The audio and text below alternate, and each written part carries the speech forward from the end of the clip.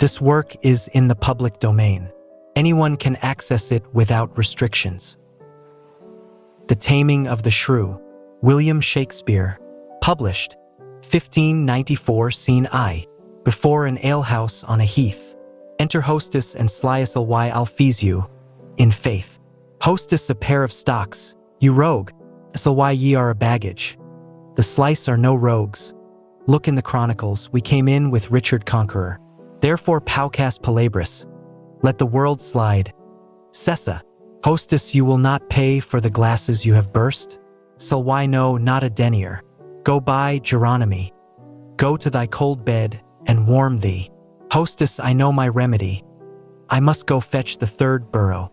Exit so why third or fourth or fifth burrow. I'll answer him by law. I'll not budge an inch, boy. Let him come and kindly. Falls asleep, horns winded. Enter a lord from hunting, with his train lord huntsman. I charge thee, tender well my hounds. Brock Merriman, the poor cur is embossed, and couple clouder with the deep-mouthed Brock. Saw'st thou not, boy, how silver made it good at the hedge corner? In the coldest fault, I would not lose the dog for 20 pound. First huntsman, why, Bellman is as good as he, my lord. He cried upon it at the merest loss and twice today picked out the dullest scent. Trust me, I take him for the better dog. Lord, thou art a fool. If Echo were as fleet, I would esteem him worth a dozen such. But sup them well and look unto them all. Tomorrow I intend to hunt again. First huntsman I will, my lord. Lord, what's here? One dead? Or drunk? See, doth he breathe? Second huntsman he breathes, my lord. Were he not warmed with ale, this were a bed but cold to sleep so soundly. Lord, O monstrous beast, how like a swine he lies. Grim death, how foul and loathsome is thine image. Sirs, I will practice on this drunken man. What think you, if he were conveyed to bed, wrapped in sweet clothes, rings put upon his fingers, a most delicious banquet by his bed, and brave attendants near him when he wakes, would not the beggar then forget himself? First huntsman, believe me, Lord, I think he cannot choose. Second huntsman, it would seem strange unto him when he waked. Lord, even as a flattering dream or worthless fancy. Then take him up and manage well the jest. Carry him gently to my fairest chamber and hang it round with all my wanton pictures. Balm his foul head in warm distilled waters and burn sweet wood to make the lodging sweet. Procure me music ready when he wakes, to make a dulcet and a heavenly sound. And if he chance to speak, be ready straight and with a low submissive reverence say, what is it your honor will command? Let one attend him with a silver basin full of rose water and bestrewed with flowers. Another bear the ewer, the third a diaper, and say, wilt please your lordship cool your hands? Someone be ready with a costly suit and ask him what apparel he will wear. Another tell him of his hounds and horse, and that his lady mourns at his disease. Persuade him that he hath been lunatic, and when he says he is, say that he dreams, for he is nothing but a mighty lord. This do and do it kindly, gentle sirs. It will be pastime passing excellent, if it be husband with modesty. First huntsman, my lord, I warrant you we will play our part, as he shall think by our true diligence, he is no less than what we say he is. Lord, take him up gently and to bed with him, and each one to his office when he wakes. Some bear out sly. A trumpet sounds, Sirrah, go see what trumpet 'tis that sounds. Exit serving man belike, some noble gentleman that means traveling some journey to repose him here. Re-enter serving man, how now? Who is it? Servant aunt, please your honor. Players that offer service to your lordship. Lord, bid them come near. Enter players now, fellows, you are welcome. Players, we thank your honor. Lord, do you intend to stay with me tonight? A player, so please your lordship to accept our duty. Lord, with all my heart. This fellow I remember, since once he played a farmer's eldest son. 'Twas where you wooed the gentlewoman so well.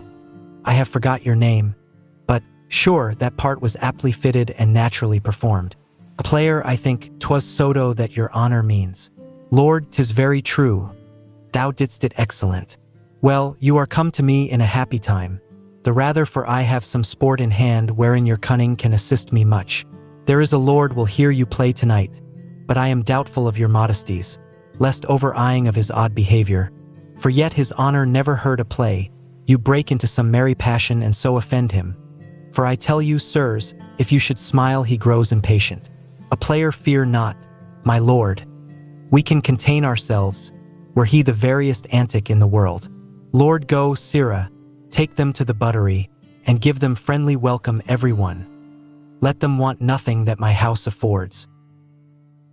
Exit 1 with the player's sirrah, go you to Bartholomew my page, and see him dressed in all suits like a lady. That done, conduct him to the drunkard's chamber, and call him madam, do him obeisance. Tell him from me, as he will win my love, he bear himself with honorable action, such as he hath observed in noble ladies unto their lords, by them accomplished. Such duty to the drunkard let him do with soft low tongue and lowly courtesy, and say, what is't your honor will command, wherein your lady and your humble wife may show her duty and make known her love, and then with kind embracements, tempting kisses, and with declining head into his bosom, bid him shed tears, as being overjoyed to see her noble lord restored to health, who for this 7 years hath esteemed him no better than a poor and loathsome beggar. And if the boy have not a woman's gift to rain a shower of commanded tears, an onion will do well for such a shift, which in a napkin being close conveyed shall in despite enforce a watery eye. See this dispatched with all the haste thou canst. Anon I'll give thee more instructions.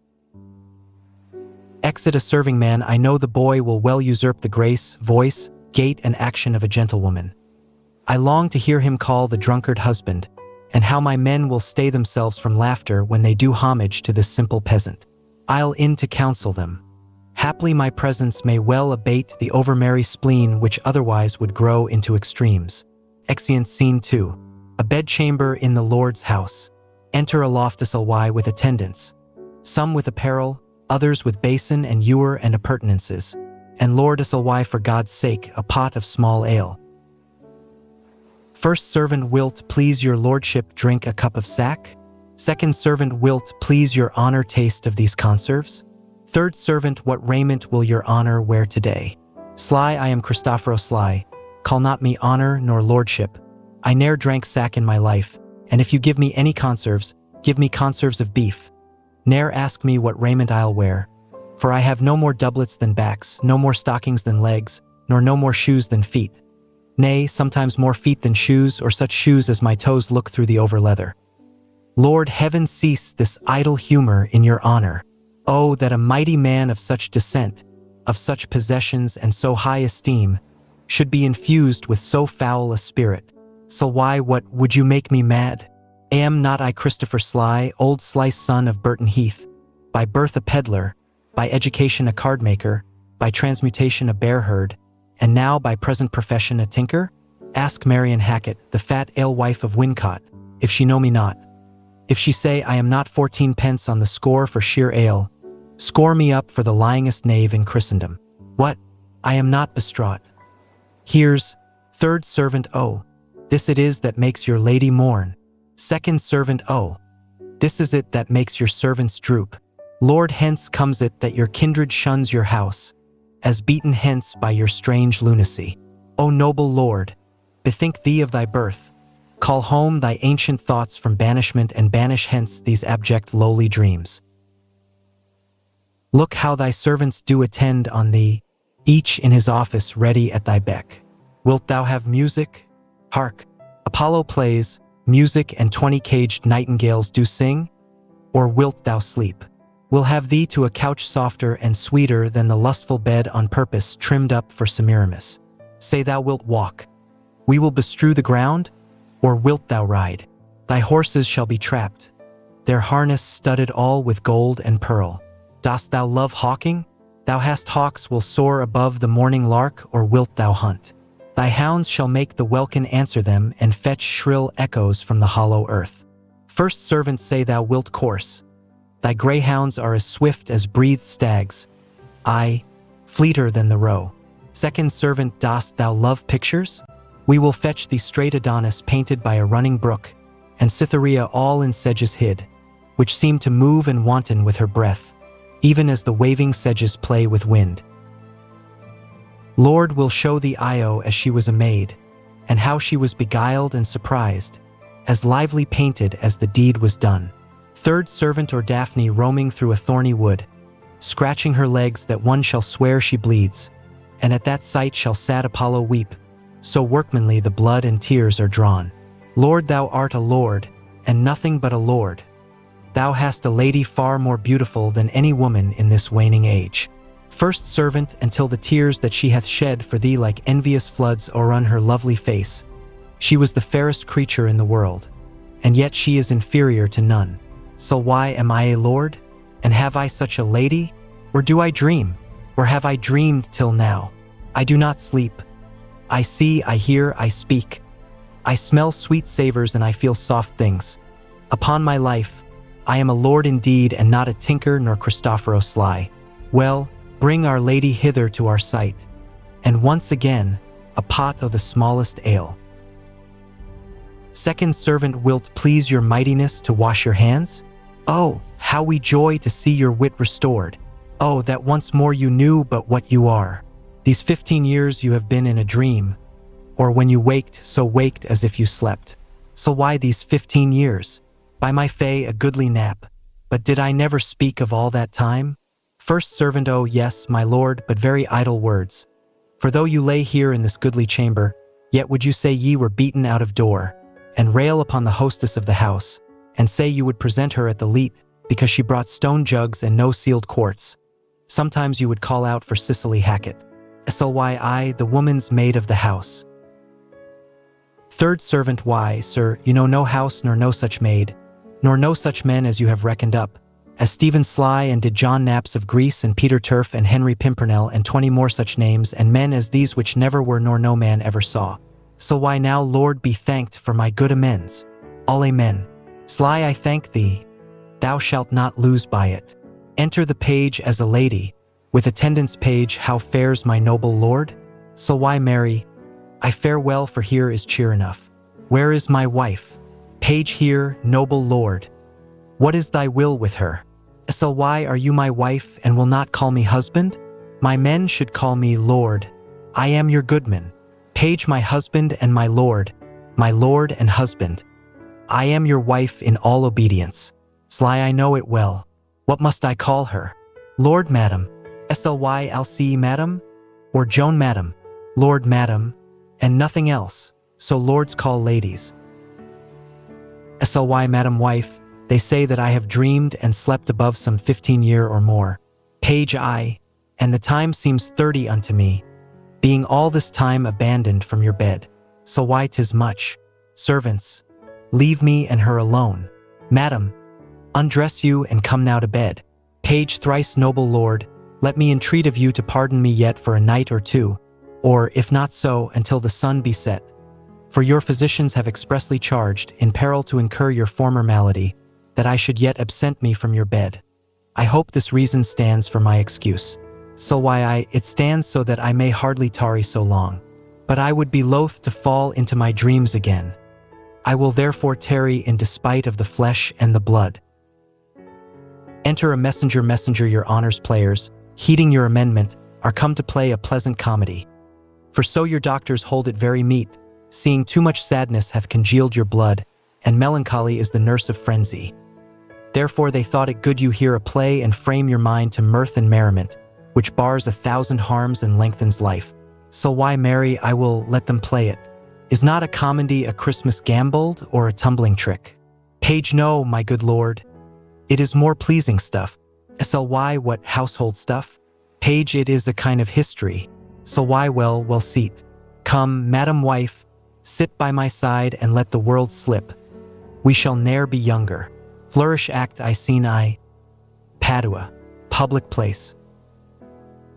Enter Lucentio and his man Tranio. Lucentio, Tranio, since for the great desire I had to see fair Padua, nursery of arts, I am arrived for fruitful Lombardy, the pleasant garden of great Italy, and by my father's love and leave am armed with his good will and thy good company, my trusty servant, well approved in all. Here let us breathe and haply institute a course of learning and ingenious studies. Pisa, renowned for grave citizens, gave me my being and my father first, a merchant of great traffic through the world. Vincentino come of Bentivolii. Vincentino's son brought up in Florence, it shall become to serve all hopes conceived, to deck his fortune with his virtuous deeds. And therefore, Tranio, for the time I study, virtue, and that part of philosophy will I apply that treats of happiness by virtue specially to be achieved.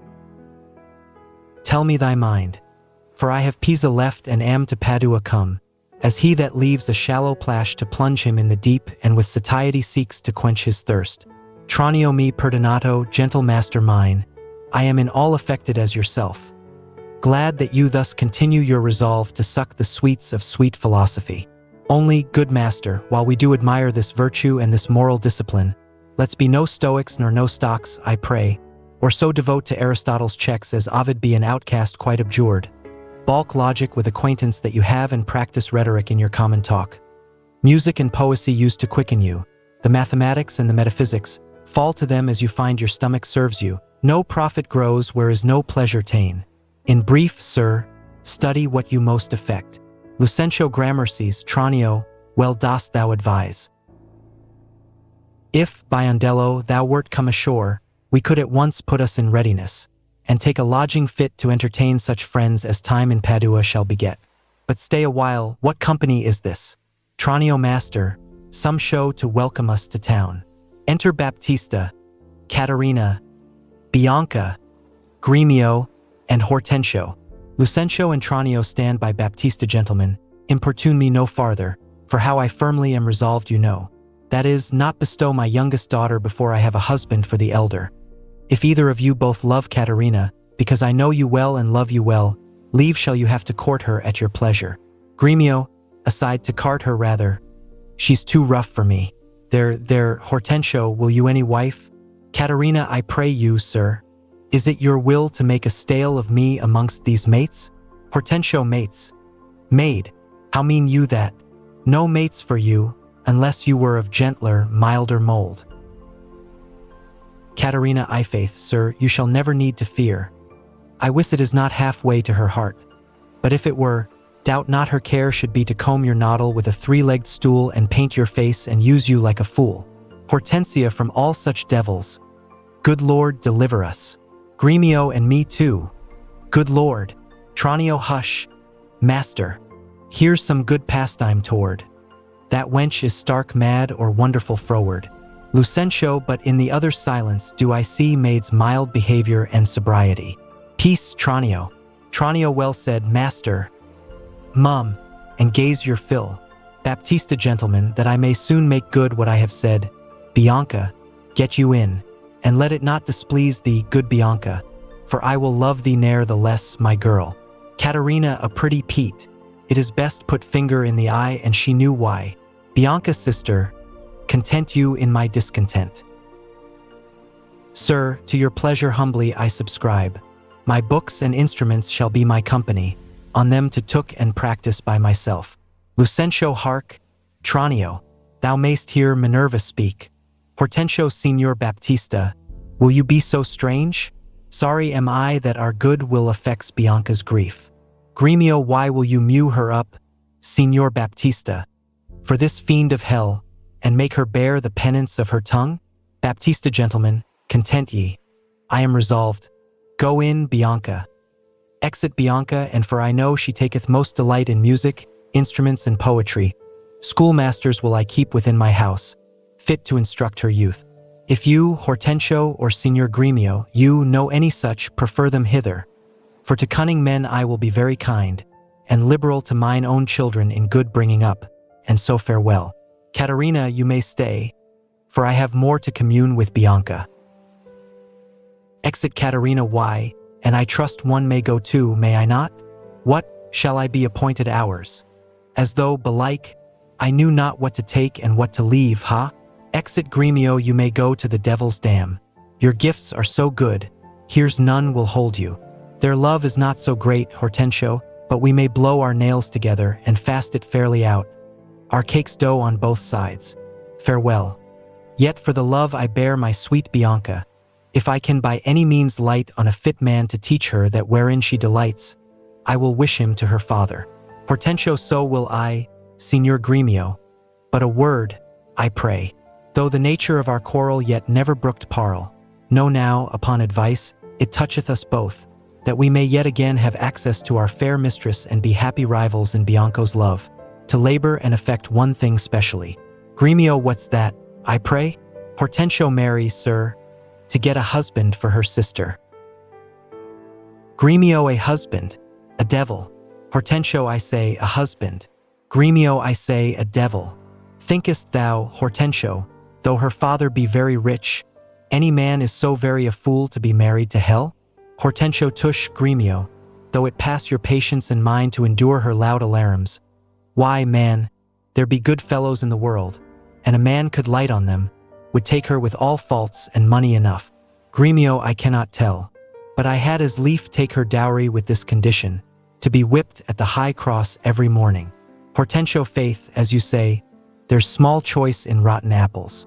But come, since this bar-in-law makes us friends, it shall be so far forth friendly maintained all by helping Baptista's eldest daughter to a husband we set his youngest free for a husband, and then have it afresh. Sweet Bianca, happy man be his dole, he that runs fastest gets the ring. How say you, Signor Gremio? Gremio I am agreed, and would I had given him the best horse in Padua to begin his wooing that would thoroughly woo her, wed her and bed her and rid the house of her.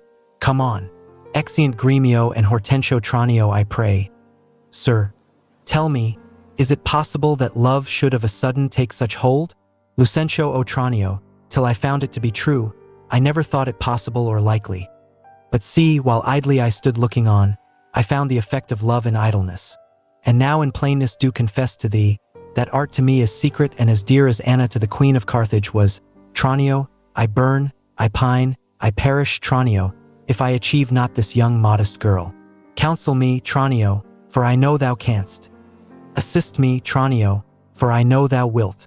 Tranio master, it is no time to chide you now. Affection is not rated from the heart. If love have touched you, not remains but so. Redime te captum quam quis minimo. Lucentio Gramercies, lad, go forward. This contents. The rest will comfort, for thy counsels sound. Tranio master, you looked so longly on the maid. Perhaps you marked not what's the pith of all. Lucentio, oh yes, I saw sweet beauty in her face, such as the daughter of Agenor had, that made great Jove to humble him to her hand, when with his knees he kissed the Cretan strand. Tranio, saw you no more? Marked you not how her sister began to scold and raise up such a storm that mortal ears might hardly endure the din? Lucentio Tranio, I saw her coral lips to move, and with her breath she did perfume the air. Sacred and sweet was all I saw in her. Tranio, nay, then, 'tis time to stir him from his trance. I pray, awake, sir. If you love the maid, bend thoughts and wits to achieve her. Thus it stands. Her eldest sister is so cursed and shrewd that till the father rid his hands of her, master, your love must live a maid at home, and therefore has he closely mewed her up, because she will not be annoyed with suitors. Lucentio a Tranio, what a cruel father's he! But art thou not advised? He took some care to get her cunning schoolmasters to instruct her? Tranio I marry am I, sir? And now 'tis plotted. Lucentio I have it, Tranio. Tranio master, for my hand, both our inventions meet and jump in one. Lucentio, tell me thine first. Tranio, you will be schoolmaster and undertake the teaching of the maid. That's your device. Lucentio, it is. May it be done? Tranio, not possible. For who shall bear your part, and be in Padua here Vincentio's son, keep house and ply his book, welcome his friends, visit his countrymen and banquet them? Lucentio, basta. Content thee, for I have it full. We have not yet been seen in any house, nor can we lie distinguished by our faces for man or master. Then it follows thus. Thou shalt be master, Tranio, in my stead, keep house and port and servants as I should. I will some other be, some Florentine, some Neapolitan, or meaner man of Pisa. 'Tis hatched and shall be so. Tranio, at once uncase thee. Take my colored hat and cloak. When Biondello comes, he waits on thee, but I will charm him first to keep his tongue.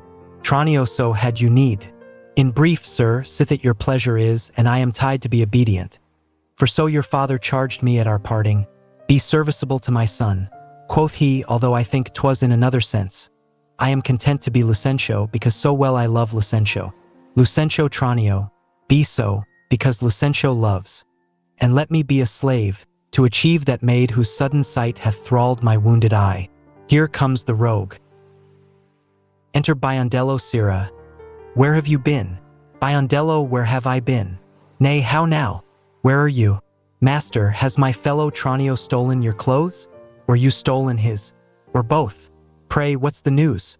Lucentio. Sirrah, come hither. 'Tis no time to jest, and therefore frame your manners to the time.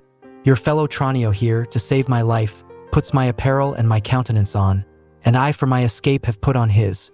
For in a quarrel since I came ashore I killed a man and fear I was descried.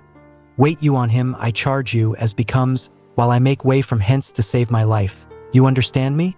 Biondello. I, sir, ne'er a whit. Lucentio, and not a jot of Tranio in your mouth. Tranio is changed into Lucentio. Biondello, the better for him. Would I were so too. Tranio, so could I, faith, boy, to have the next wish after, that Lucentio indeed had Baptista's youngest daughter. But, Sirrah, not for my sake, but your master's, I advise you use your manners discreetly in all kind of companies. When I am alone, why, then I am Tranio, but in all places else your master Lucentio. Lucentio. Tranio, let's go. One thing more rests, that thyself execute, to make one among these wooers. If thou ask me why, sufficeth, my reasons are both good and weighty. Exeunt the presenters above speak. First servant. My lord, you nod. You do not mind the play. So why, yes, by saint, and do I. A good matter, surely. Comes there any more of it? Page. My lord, 'tis but begun. So I, 'tis a very excellent piece of work, madam lady. Would 'twere done. They sit and mark scene 2. Padua. Before Hortensio's house. Enter Petruchio and his man Grumio. Petruchio. Verona. For a while I take my leave to see my friends in Padua, but of all my best beloved and approved friend, Hortensio, and I trow this is his house. Here, Sirrah. Grumio. Knock, I say. Grumio. Knock, sir. Whom should I knock? Is there man has rebused your worship? Petruchio. Villain. I say, knock me here soundly. Grumio. Knock you here, sir. Why, sir, what am I, sir, that I should knock you here, sir? Petruchio. Villain. I say, knock me at this gate and rap me well, or I'll knock your knave's pate. Grumio. My master is grown quarrelsome. I should knock you first, and then I know after who comes by the worst. Petruchio. Will it not be? Faith, Sirrah, and you'll not knock, I'll ring it. I'll try how you console Fa and sing it. He wrings him by the ears. Grumio. Help. Masters. Help, my master is mad. Petruchio. Now. Knock when I bid you, Sirrah. Villain. Enter Hortensio. Hortensio. How now? What's the matter? My old friend Grumio. And my good friend Petruchio. How do you all at Verona? Petruchio. Signor Hortensio. Come you to part the fray? Contudo il cuor ben trovato, may I say. Hortensio. Alla nostra casa benvenuto. Molto onorato signor mio. Petruchio. Rise, Grumio, rise. We will compound this quarrel. Grumio. Nay, 'tis no matter, sir, what he leges in Latin. If this be not a lawful case for me to leave his service, look you, sir, he bid me knock him and rap him soundly, sir. Well, was it fit for a servant to use his master so, being perhaps, for aught I see, 32, a pip out?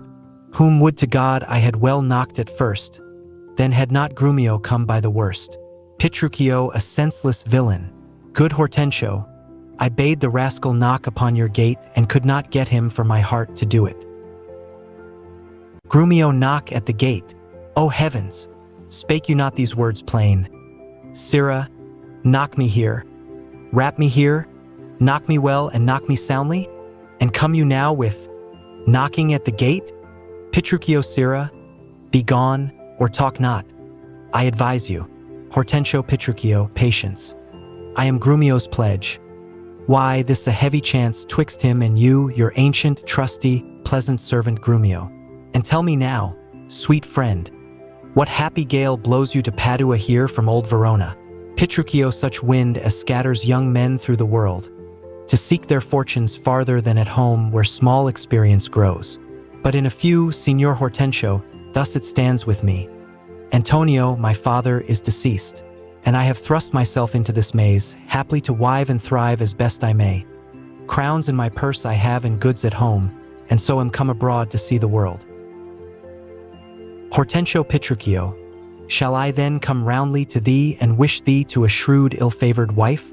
Thou didst thank me but a little for my counsel, and yet I'll promise thee she shall be rich and very rich.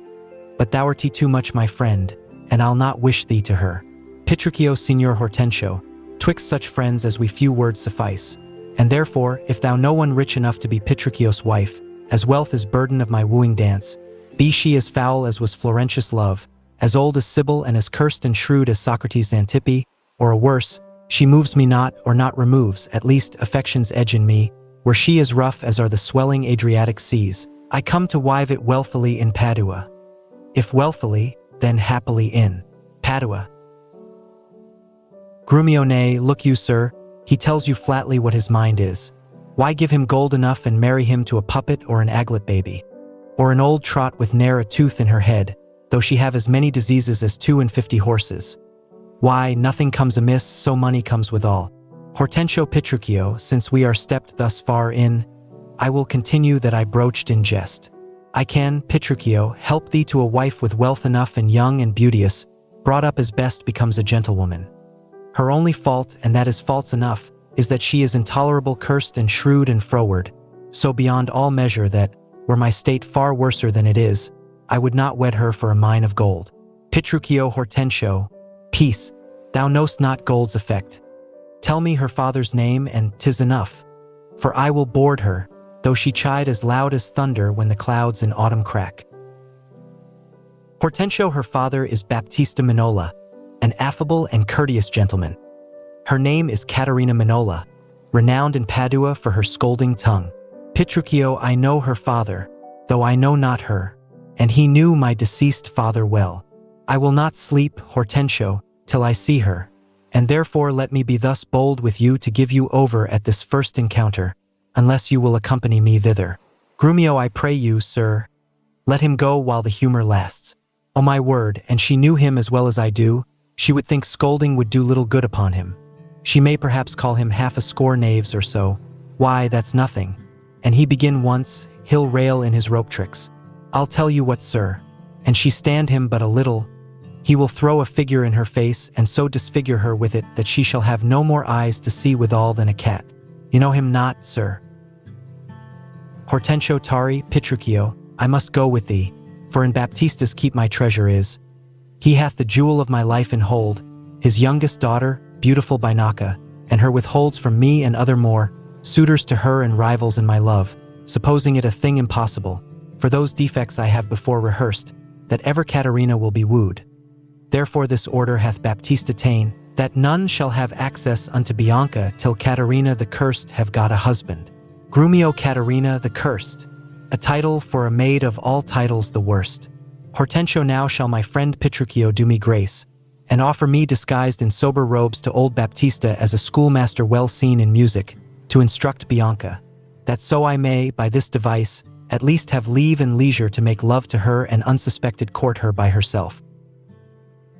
Grumio hears no knavery. See, to beguile the old folks, how the young folks lay their heads together. Enter Grumio, and Licentio disguised master. Master, look about you. Who goes there? Ha? Hortensio, peace. Grumio, it is the rival of my love. Petruchio, stand by a while. Grumio, a proper stripling and an amorous. Grumio, oh, very well. I have perused the note. Hark you, sir. I'll have them very fairly bound. All books of love, see that at any hand, and see you read no other lectures to her. You understand me, over and besides Signor Baptista's liberality, I'll mend it with a largess. Take your paper too, and let me have them very well perfumed, for she is sweeter than perfume itself to whom they go to.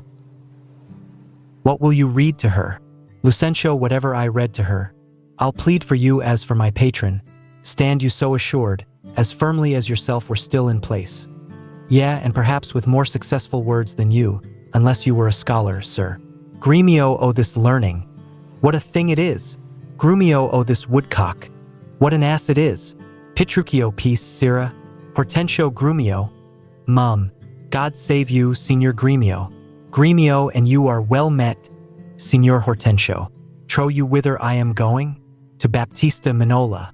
I promised to inquire carefully about a schoolmaster for the fair Bianca, and by good fortune I have lighted well on this young man, for learning and behavior fit for her turn, well read in poetry and other books, good ones, I warrant ye. Hortensio, 'tis well, and I have met a gentleman hath promised me to help me to another, a fine musician to instruct our mistress. So shall I no whit be behind in duty to fair Bianca, so beloved of me. Grumio, beloved of me, and that my deeds shall prove. Grumio, and that his bags shall prove. Hortensio, Grumio, 'tis now no time to vent our love. Listen to me, and if you speak me fair, I'll tell you news indifferent good for either. Here is a gentleman whom by chance I met, upon agreement from us to his liking, will undertake to woo cursed Caterina, yea, and to marry her if her dowry please. Grumio, so said, so done is well. Hortensio, have you told him all her faults? Petruchio, I know she is an irksome brawling scold. If that be all, masters, I hear no harm. Grumio, no, say'st me so. Friend? What countryman? Petruchio, born in Verona, old Antonio's son.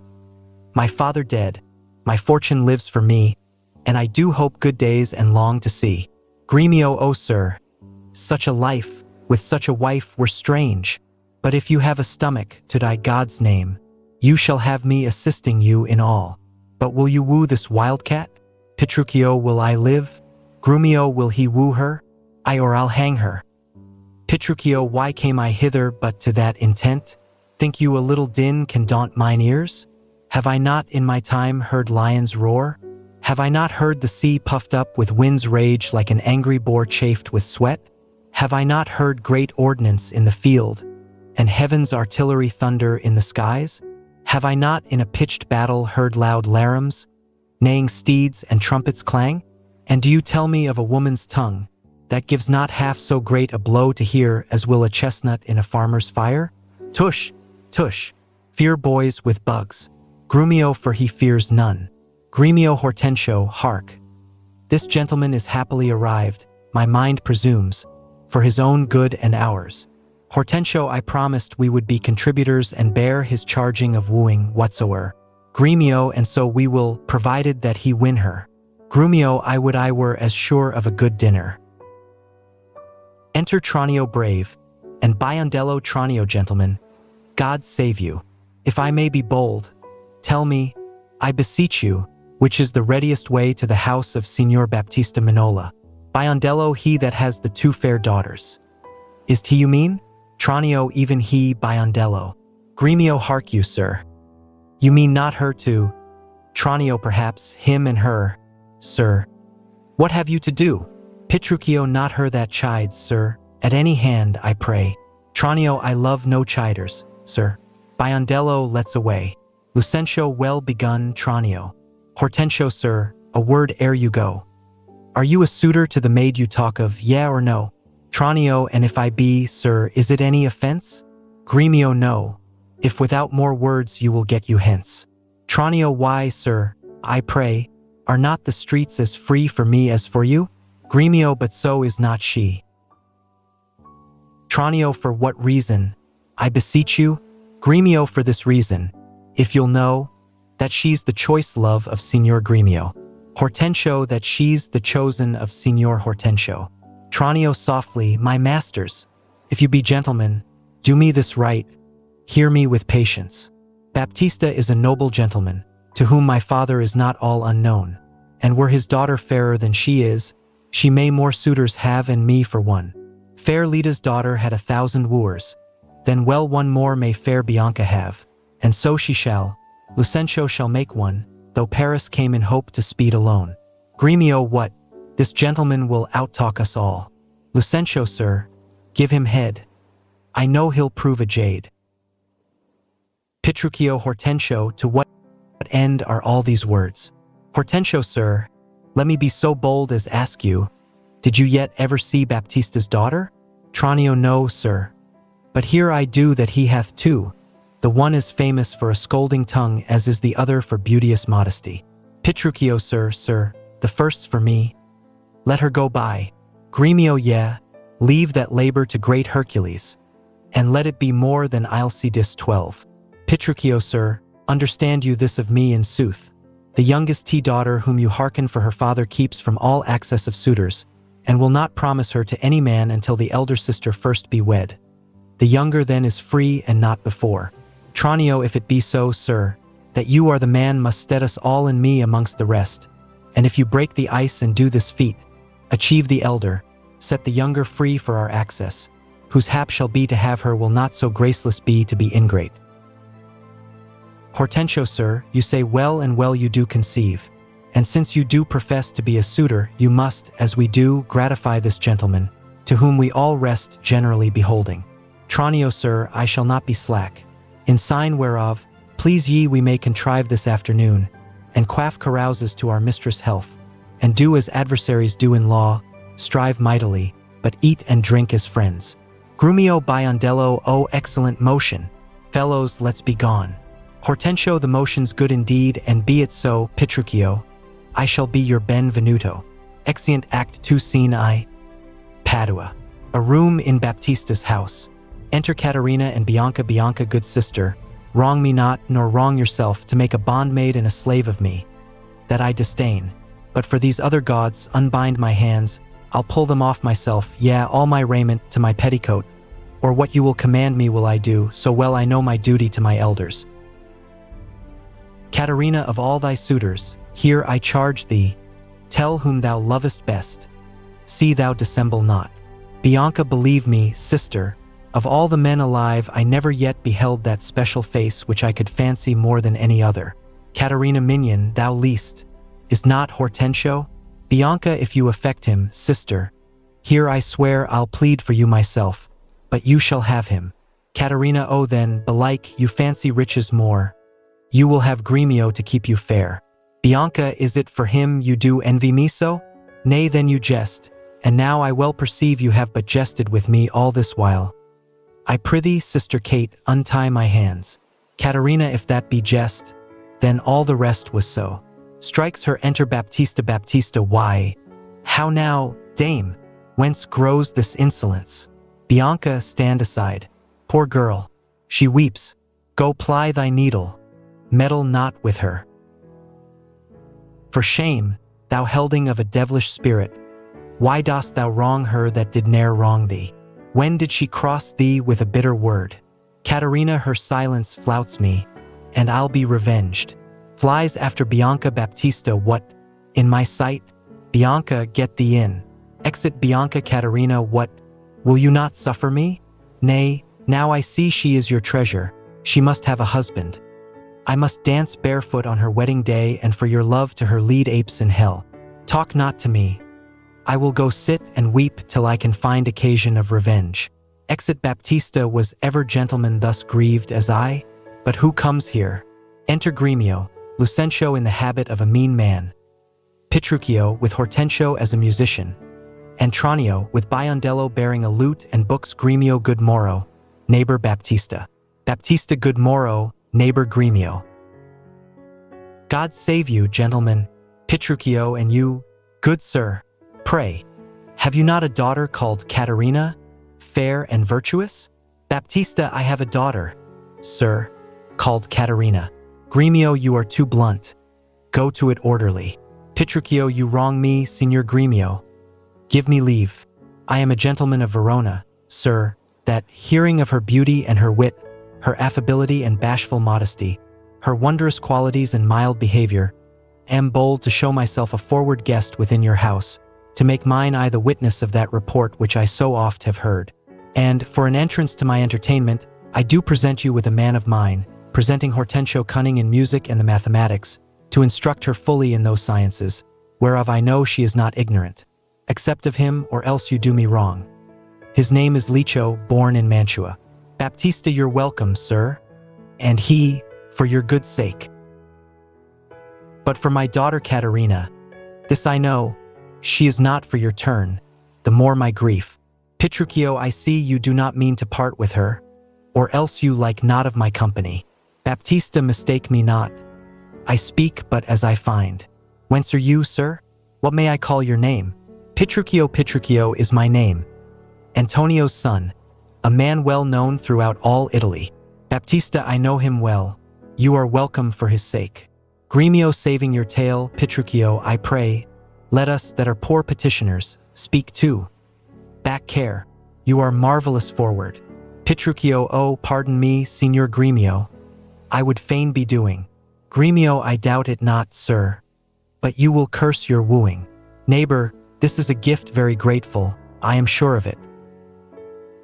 To express the like kindness myself that have been more kindly beholding to you than any, freely give unto you this young scholar, presenting Lucentio that hath been long studying at Rheims, as cunning in Greek, Latin, and other languages as the other in music and mathematics.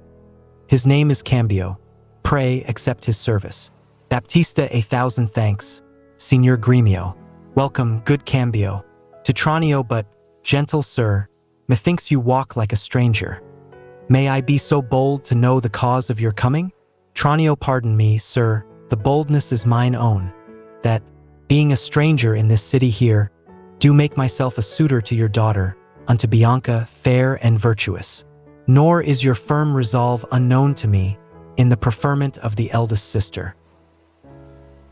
This liberty is all that I request, that, upon knowledge of my parentage, I may have welcome mongst the rest that woo and free access and favor as the rest. And, toward the education of your daughters, I here bestow a simple instrument, and this small packet of Greek and Latin books. If you accept them, then their worth is great. Baptista Lucentio is your name. Of whence, I pray? Tranio of Pisa, sir. Son to Vincencio. Baptista, a mighty man of Pisa. By report I know him well. You are very welcome, sir. Take you the lute, and you the set of books. You shall go see your pupils presently. Hala, within. Enter a servant Sirrah. Lead these gentlemen to my daughters, and tell them both, these are their tutors. Bid them use them well. Exit servant, with Lucentio and Hortensio. Biondello following, we will go walk a little in the orchard, and then to dinner. You are passing welcome, and so I pray you all to think yourselves. Petruchio, Signor Baptista, my business asketh haste, and every day I cannot come to woo. You knew my father well, and in him me, left solely heir to all his lands and goods, which I have bettered rather than decreased. Then tell me, if I get your daughter's love, what dowry shall I have with her to wife? Baptista, after my death, the 1/2 of my lands, and in possession 20,000 crowns. Petruchio, and, for that dowry, I'll assure her of her widowhood, be it that she survive me in all my lands and leases whatsoever. Let specialties be therefore drawn between us, that covenants may be kept on either hand. Baptista, I, when the special thing is well obtained, that is, her love, for that is all in all. Petruchio, why, that is nothing. For I tell you, father, I am as peremptory as she proud-minded, and where two raging fires meet together they do consume the thing that feeds their fury. Though little fire grows great with little wind, yet extreme gusts will blow out fire and all. So I to her, and so she yields to me, for I am rough and woo not like a babe. Baptista, well mayst thou woo, and happy be thy speed, but be thou armed for some unhappy words. Petruchio, I to the proof, as mountains are for winds, that shake not, though they blow perpetually. Re-enter Hortensio, with his head broke. Baptista, how now, my friend? Why dost thou look so pale? Hortensio, for fear, I promise you, if I look pale. Baptista, what, will my daughter prove a good musician? Hortensio, I think she'll sooner prove a soldier. Iron may hold with her, but never lutes. Baptista, why, then thou canst not break her to the lute? Hortensio, why, no, for she hath broke the lute to me. I did but tell her she mistook her frets, and bowed her hand to teach her fingering. When, with a most impatient devilish spirit, frets call you these? Quoth she, I'll fume with them. And with that word, she struck me on the head, and through the instrument my pate made way, and there I stood amazed for a while as on a pillory, looking through the lute, while she did call me rascal fiddler and twangling jack, with 20 such vile terms, as had she studied to misuse me so. Petruchio, now, by the world, it is a lusty wench. I love her 10 times more than e'er I did. Oh, how I long to have some chat with her. Baptista, well, go with me and be not so discomfited. Proceed in practice with my younger daughter. She's apt to learn and thankful for good turns. Signor Petruchio, will you go with us? or shall I send my daughter Kate to you? Petruchio, I pray you do. Exeunt all but Petruchio. I will attend her here, and woo her with some spirit when she comes. Say that she rail, why then I'll tell her plain she sings as sweetly as a nightingale. Say that she frown, I'll say she looks as clear as morning roses newly washed with dew. Say she be mute and will not speak a word, then I'll commend her volubility, and say she uttereth piercing eloquence. If she do bid me pack, I'll give her thanks, as though she bid me stay by her a week. If she deny to wed, I'll crave the day when I shall ask the banns and when be married. But here she comes. And now, Petruchio, speak. Enter Caterina. Good morrow, Kate. For that's your name, I hear. Caterina, well have you heard? But something hard of hearing. They call me Caterina that do talk of me. Petruchio, you lie in faith. For you are called plain Kate and bonny Kate and sometimes Kate the Cursed. But Kate, the prettiest Kate in Christendom, Kate of Kate Hall, my super dainty Kate. For dainties are all Kates, and therefore, Kate, take this of me, Kate of my consolation.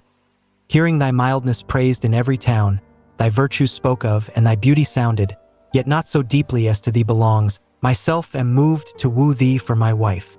Caterina, moved. In good time. Let him that moved you hither remove you hence. I knew you at the first you were immovable. Petruchio, why, what's immovable?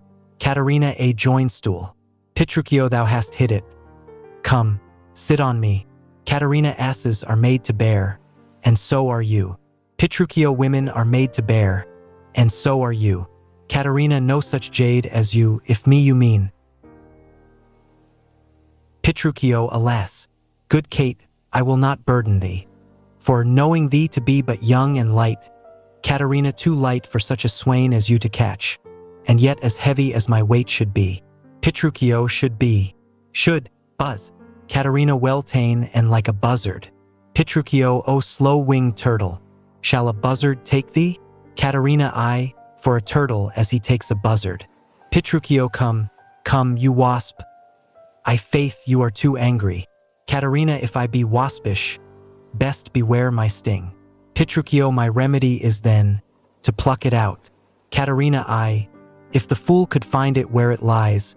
Petruchio, who knows not where a wasp does wear his sting? In his tail. Caterina, in his tongue. Petruchio, whose tongue? Caterina, yours, if you talk of tails. And so farewell. Petruchio, what, with my tongue in your tail? Nay, come again, good Kate. I am a gentleman. Caterina, that I'll try. She strikes him. Petruchio, I swear I'll cuff you, if you strike again. Caterina, so may you lose your arms. If you strike me, you are no gentleman, and if no gentleman, why then no arms. Petruchio, a herald. Kate? Oh, put me in thy books. Caterina, what is your crest? A coxcomb?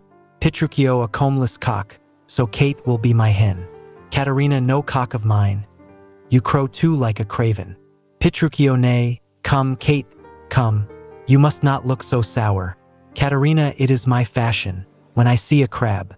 Petruchio, why, here's no crab, and therefore look not sour.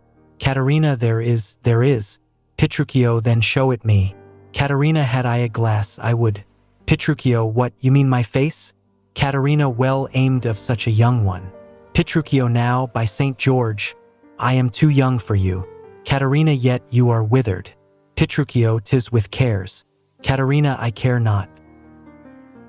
Petruchio, nay, hear you, Kate. In sooth you scape not so. Caterina, I chafe you if I tarry. Let me go. Petruchio, no, not a whit. I find you passing gentle. 'Twas told me you were rough and coy and sullen, and now I find report a very liar. For thou art pleasant, gamesome, passing courteous, but slow in speech, yet sweet as springtime flowers. Thou canst not frown, thou canst not look askance, nor bite the lip as angry wenches will, nor hast thou pleasure to be cross in talk, but thou with mildness entertainst thy wooers, with gentle conference, soft and affable. Why does the world report that Kate doth limp? O slanderous world! Kate, like the hazel twig, is straight and slender, and as brown in hue as hazelnuts, and sweeter than the kernels. Oh, let me see thee walk. Thou dost not halt. Caterina, go, fool, and whom thou keep'st command. Petruchio, did ever Dien so become a grove as Kate this chamber with her princely gait? Oh, be thou Dien, and let her be Kate. And then let Kate be chaste and Dien sportful. Katerina, where did you study all this goodly speech? Petruchio, it is extempore, from my mother wit. Katerina, a witty mother, witless else her son. Petruchio, am I not wise? Katerina, yes. Keep you warm. Petruchio, marry, so I mean sweet Katerina, in thy bed. And therefore, setting all this chat aside, thus in plain terms, your father hath consented that you shall be my wife, your dowry agreed on, and will you, nil you, I will marry you. Now, Kate, I am a husband for your turn. For by this light whereby I see thy beauty, that doth make me like thee well, thou must be married to no man but me. For I am he am born to tame you, Kate, and bring you from a wild Kate to a Kate conformable as other household Kates. Here comes your father. Never make denial. I must and will have Katerina to my wife. Re-enter Baptista, Gremio, and Tranio. Baptista, now, Signor Petruchio, how speed you with my daughter? Petruchio, how but well, sir, how but well? It were impossible I should speed amiss. Baptista, why, how now, daughter Katerina, in your dumps? Katerina, call you me daughter? Now, I promise you have showed a tender fatherly regard, to wish me wed to one half lunatic, a madcup ruffian and a swearing jack, that thinks with oaths to face the matter out. Petruchio, father, 'tis thus, yourself and all the world that talked of her have talked amiss of her. If she be cursed, it is for policy, for she's not froward but modest as the dove. She is not hot but temperate as the morn. For patience she will prove a second Grisel and Roman Lucrece for her chastity. And to conclude, we have agreed so well together that upon Sunday is the wedding day. Katerina, I'll see thee hanged on Sunday first. Gremio, hark, Petruchio. She says she'll see thee hanged first. Tranio, is this your speeding? Nay then, good night our part. Petruchio, be patient, gentlemen. I choose her for myself. If she and I be pleased, what's that to you? 'Tis bargained, twixt us twain, being alone, that she shall still be cursed in company. I tell you, 'tis incredible to believe how much she loves me. Oh, the kindest Kate! She hung about my neck, and kiss on kiss she vied so fast, protesting oath on oath, that in a twink she won me to her love. Oh, you are novices! 'Tis a world to see, how tame, when men and women are alone. A Mayacock wretch can make the cursedest shrew. Give me thy hand, Kate. I will unto Venice to buy apparel gainst the wedding day. Provide the feast, father, and bid the guests. I will be sure my Katerina shall be fine. Baptista, I know not what to say, but give me your hands. God send you joy, Petruchio. 'Tis a match. Gremio, Tranio, amen. Say we will be witnesses. Petruchio, father and wife and gentlemen, adieu. I will to Venice. Sunday comes apace. We will have rings and things in fine array, and kiss me, Kate, we will be married o Sunday. Exeunt Petruchio and Katerina severally. Gremio, was ever match clapped up so suddenly? Baptista, faith, gentlemen, now I play a merchant's part, and venture madly on a desperate mart. Tranio, 'twas a commodity lay fretting by you. 'Twill bring you gain or perish on the seas. Baptista, the gain I seek is quiet in the match. Gremio, no doubt, but he hath got a quiet catch. But now, Baptists, to your younger daughter. Now is the day we long have looked for. I am your neighbor and was suitor first. Tranio, and I am one that love Bianca more than words can witness, or your thoughts can guess. Gremio, youngling, thou canst not love so dear as I. Tranio, greybeard, thy love doth freeze. Gremio, but thine doth fry. Skipper, stand back, 'tis age that nourisheth. Tranio, but youth in ladies' eyes that flourisheth. Baptista, content you, gentlemen. I will compound this strife.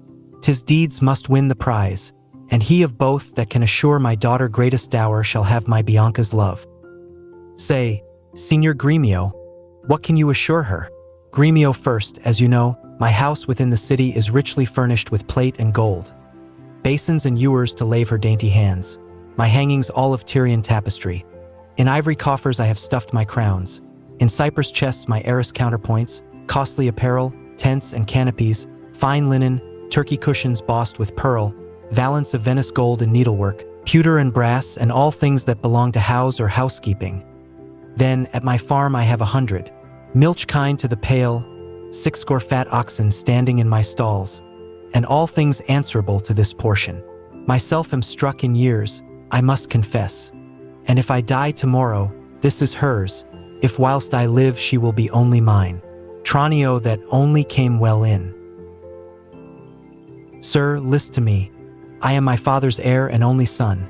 If I may have your daughter to my wife, I'll leave her houses 3 or 4 as good, within rich Pisa walls, as any one old Signor Gremio has in Padua, besides 2,000 ducats by the year of fruitful land, all which shall be her jointure. What, have I pinched you, Signor Gremio? Gremio 2,000 ducats by the year of land.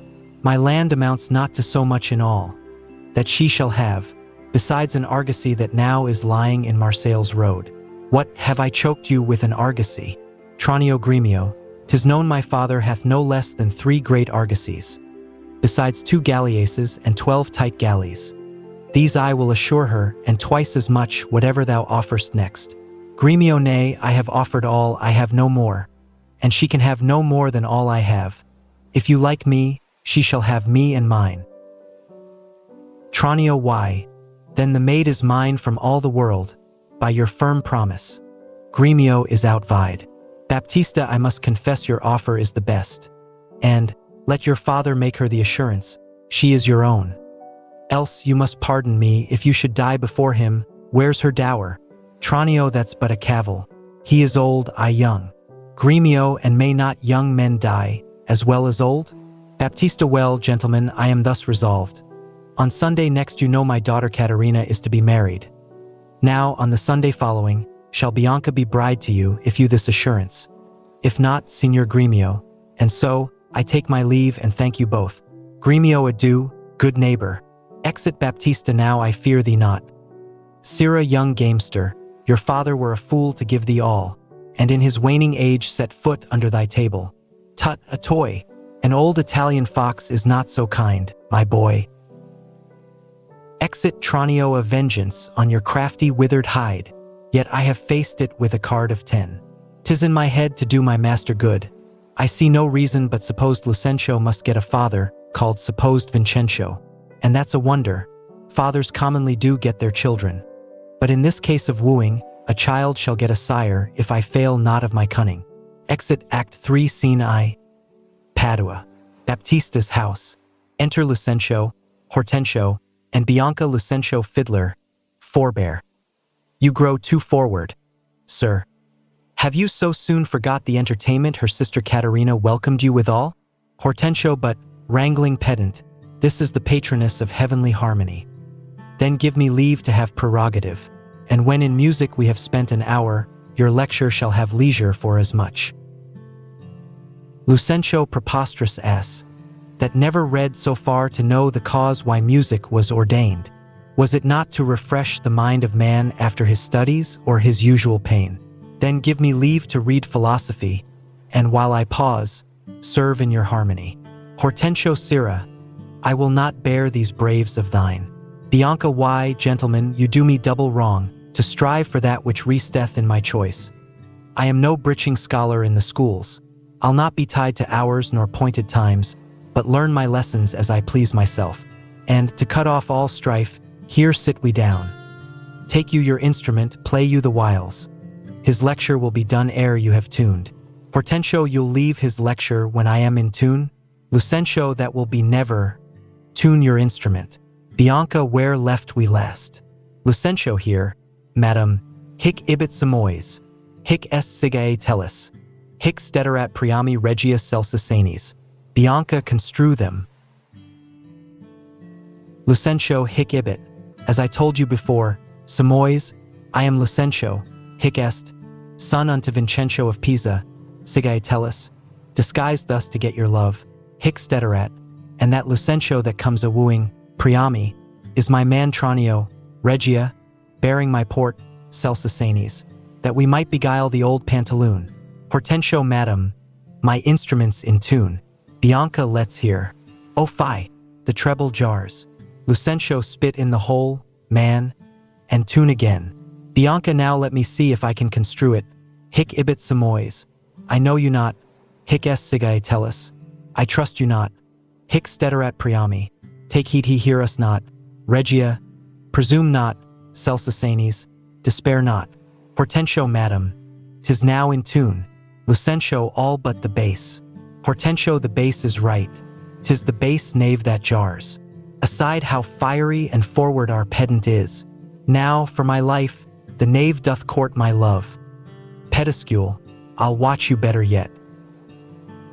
Bianca in time I may believe, yet I mistrust. Lucentio mistrust it not. For, sure, Aesides was Ajax, called so from his grandfather. Bianca I must believe my master. Else, I promise you, I should be arguing still upon that doubt. But let it rest. Now, Licio, to you, good masters, take it not unkindly, pray, that I have been thus pleasant with you both. Hortensio, you may go walk and give me leave a while. My lessons make no music in 3 parts. Lucentio, are you so formal, sir? Well, I must wait, aside and watch withal. For, but I be deceived, our fine musician groweth amorous. Hortensio, madam, before you touch the instrument, to learn the order of my fingering, I must begin with rudiments of art.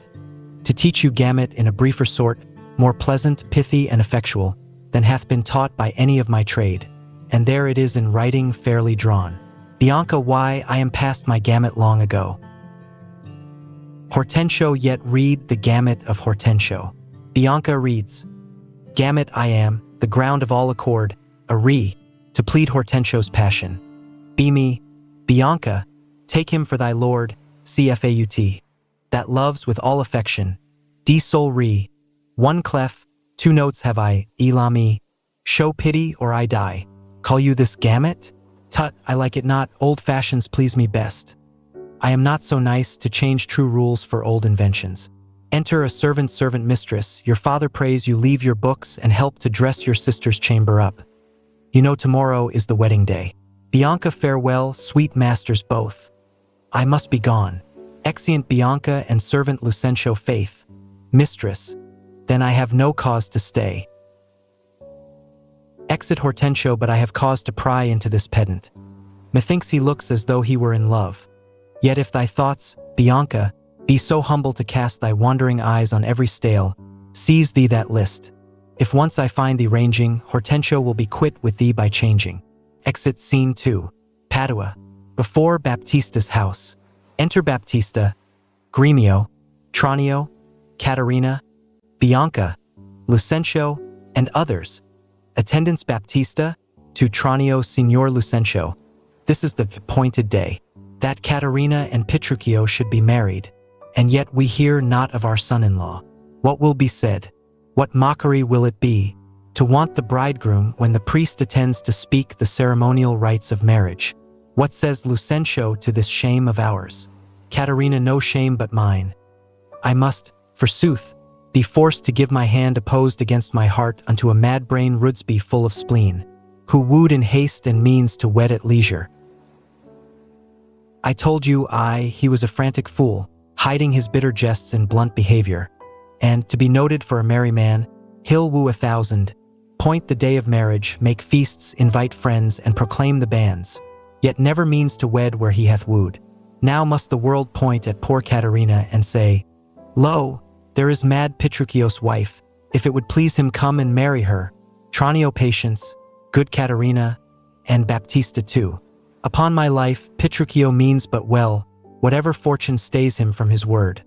Though he be blunt, I know him passing wise. Though he be merry, yet withal he's honest. Caterina had never seen him though. Exit weeping, followed by Bianca and others. Baptista, go, girl. I cannot blame thee now to weep, for such an injury would vex a very saint, much more a shrew of thy impatient humor. Enter Biondello, master, news, old news, and such news as you never heard of. Baptista, is it new and old too? How may that be? Biondello, why, is it not news, to hear of Petruchio's coming? Baptista, is he come? Biondello, why, no sir. Baptista, what then? Biondello, he is coming. Baptista, when will he be here?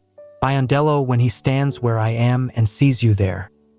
Tranio but say, what to thine old news? Biondello why, Petruchio is coming in a new hat and an old jerkin, a pair of old breeches thrice turned, a pair of boots that have been candle cases, one buckled, another laced, an old rusty sword ta'en out of the town armory, with a broken hilt and shapeless, with 2 broken points.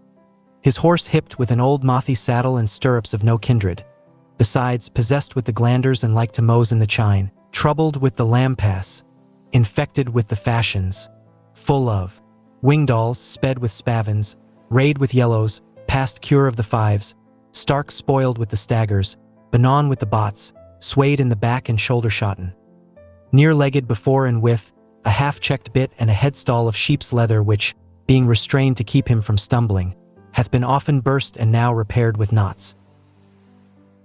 One girth 6 time pieced and a woman's crupper of velour, which hath 2 letters for her name fairly set down in studs, and here and there pieced with packthread. Baptista who comes with him, Biondello o sir, his lackey, for all the world caparisoned like the horse, with a linen stock on one leg and a kersey boot hose on the other, gartered with a red and blue list, an old hat and the humour of 40 fancies pricked in't for a feather. A monster, a very monster in apparel, and not like a Christian footboy or a gentleman's lackey.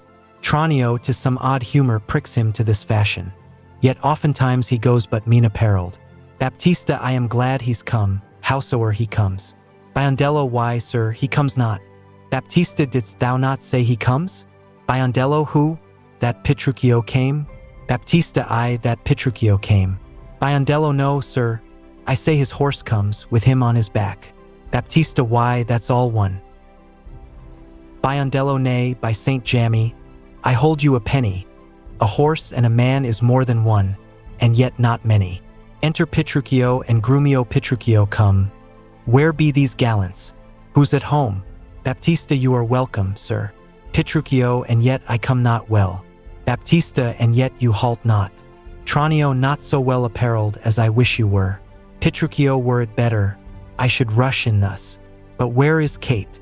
Where is my lovely bride? How does my father? Gentles, methinks you frown.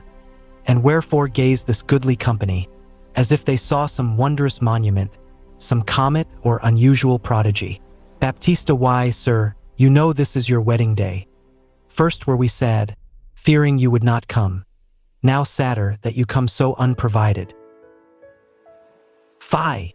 Doff this habit, shame to your estate, and eyesore to our solemn festival. Tranio, and tells us, what occasion of import hath all so long detained you from your wife, and sent you hither so unlike yourself? Petruchio, tedious it were to tell, and harsh to hear. Sufficeth I am come to keep my word, though in some part enforced to digress, which, at more leisure, I will so excuse as you shall well be satisfied withal. But where is Kate? I stay too long from her. The morning wears, 'tis time we were at church. Tranio, see not your bride in these unreverent robes. Go to my chamber, put on clothes of mine. Petruchio, not I, believe me, thus I'll visit her. Baptista, but thus, I trust, you will not marry her. Petruchio, good sooth, even thus. Therefore ha done with words. To me she's married, not unto my clothes. Could I repair what she will wear in me, as I can change these poor accoutrements, 'twere well for Kate and better for myself. But what a fool am I to chat with you, when I should bid good morrow to my bride, and seal the title with a lovely kiss. Exeunt Petruchio and Grumio. Tranio, he hath some meaning in his mad attire. We will persuade him, be it possible, to put on better ere he go to church. Baptista, I'll after him, and see the event of this. Exeunt Baptista, Grumio, and attendants. Tranio, but to her love concerneth us to add her father's liking, which to bring to pass, as I before unparted to your worship, I am to get a man, whatever he be, it skills not much, will fit him to our turn, and he shall be Vincenzo of Pisa, and make assurance here in Padua of greater sums than I have promised. So shall you quietly enjoy your hope, and marry sweet Bianca with consent. Lucentio, were it not that my fellow schoolmaster doth watch Bianca's steps so narrowly, 'twere good, methinks, to steal our marriage, which once performed, let all the world say no, I'll keep mine own, despite of all the world. Tranio, that by degrees we mean to look into, and watch our vantage in this business. will overreach the greybeard, Gremio, the narrow-prying father, Minola, the quaint musician, amorous Licho. All for my master's sake, Lucentio. Re-enter Gremio, Signor Gremio. Came you from the church? Gremio, as willingly as ere I came from school. Tranio, and is the bride and bridegroom coming home? Gremio, a bridegroom, say you? 'Tis a groom indeed, a grumbling groom, and that the girl shall find. Tranio cursed her, then she? Why, 'tis impossible. Gremio, why he's a devil, a very fiend. Tranio, why? She's a devil, the devil's dam. Gremio, tut, she's a lamb, a dove, a fool to him. I'll tell you, Sir Lucentio, when the priest should ask if Caterina should be his wife, I, by Gogswounds, quoth he, and swore so loud that, all amazed, the priest let fall the book, and as he stooped again to take it up, the mad-brained bridegroom took him such a cuff that down fell priest and book and priest. Now take them up, quoth he, if any list. Tranio, what said the wench when he rose again? Gremio trembled and shook. For why, he stamped and swore, as if the vicar meant to cozen him. But after many ceremonies done, he calls for wine. A health, quoth he, as if he had been aboard, carousing to his mates after a storm.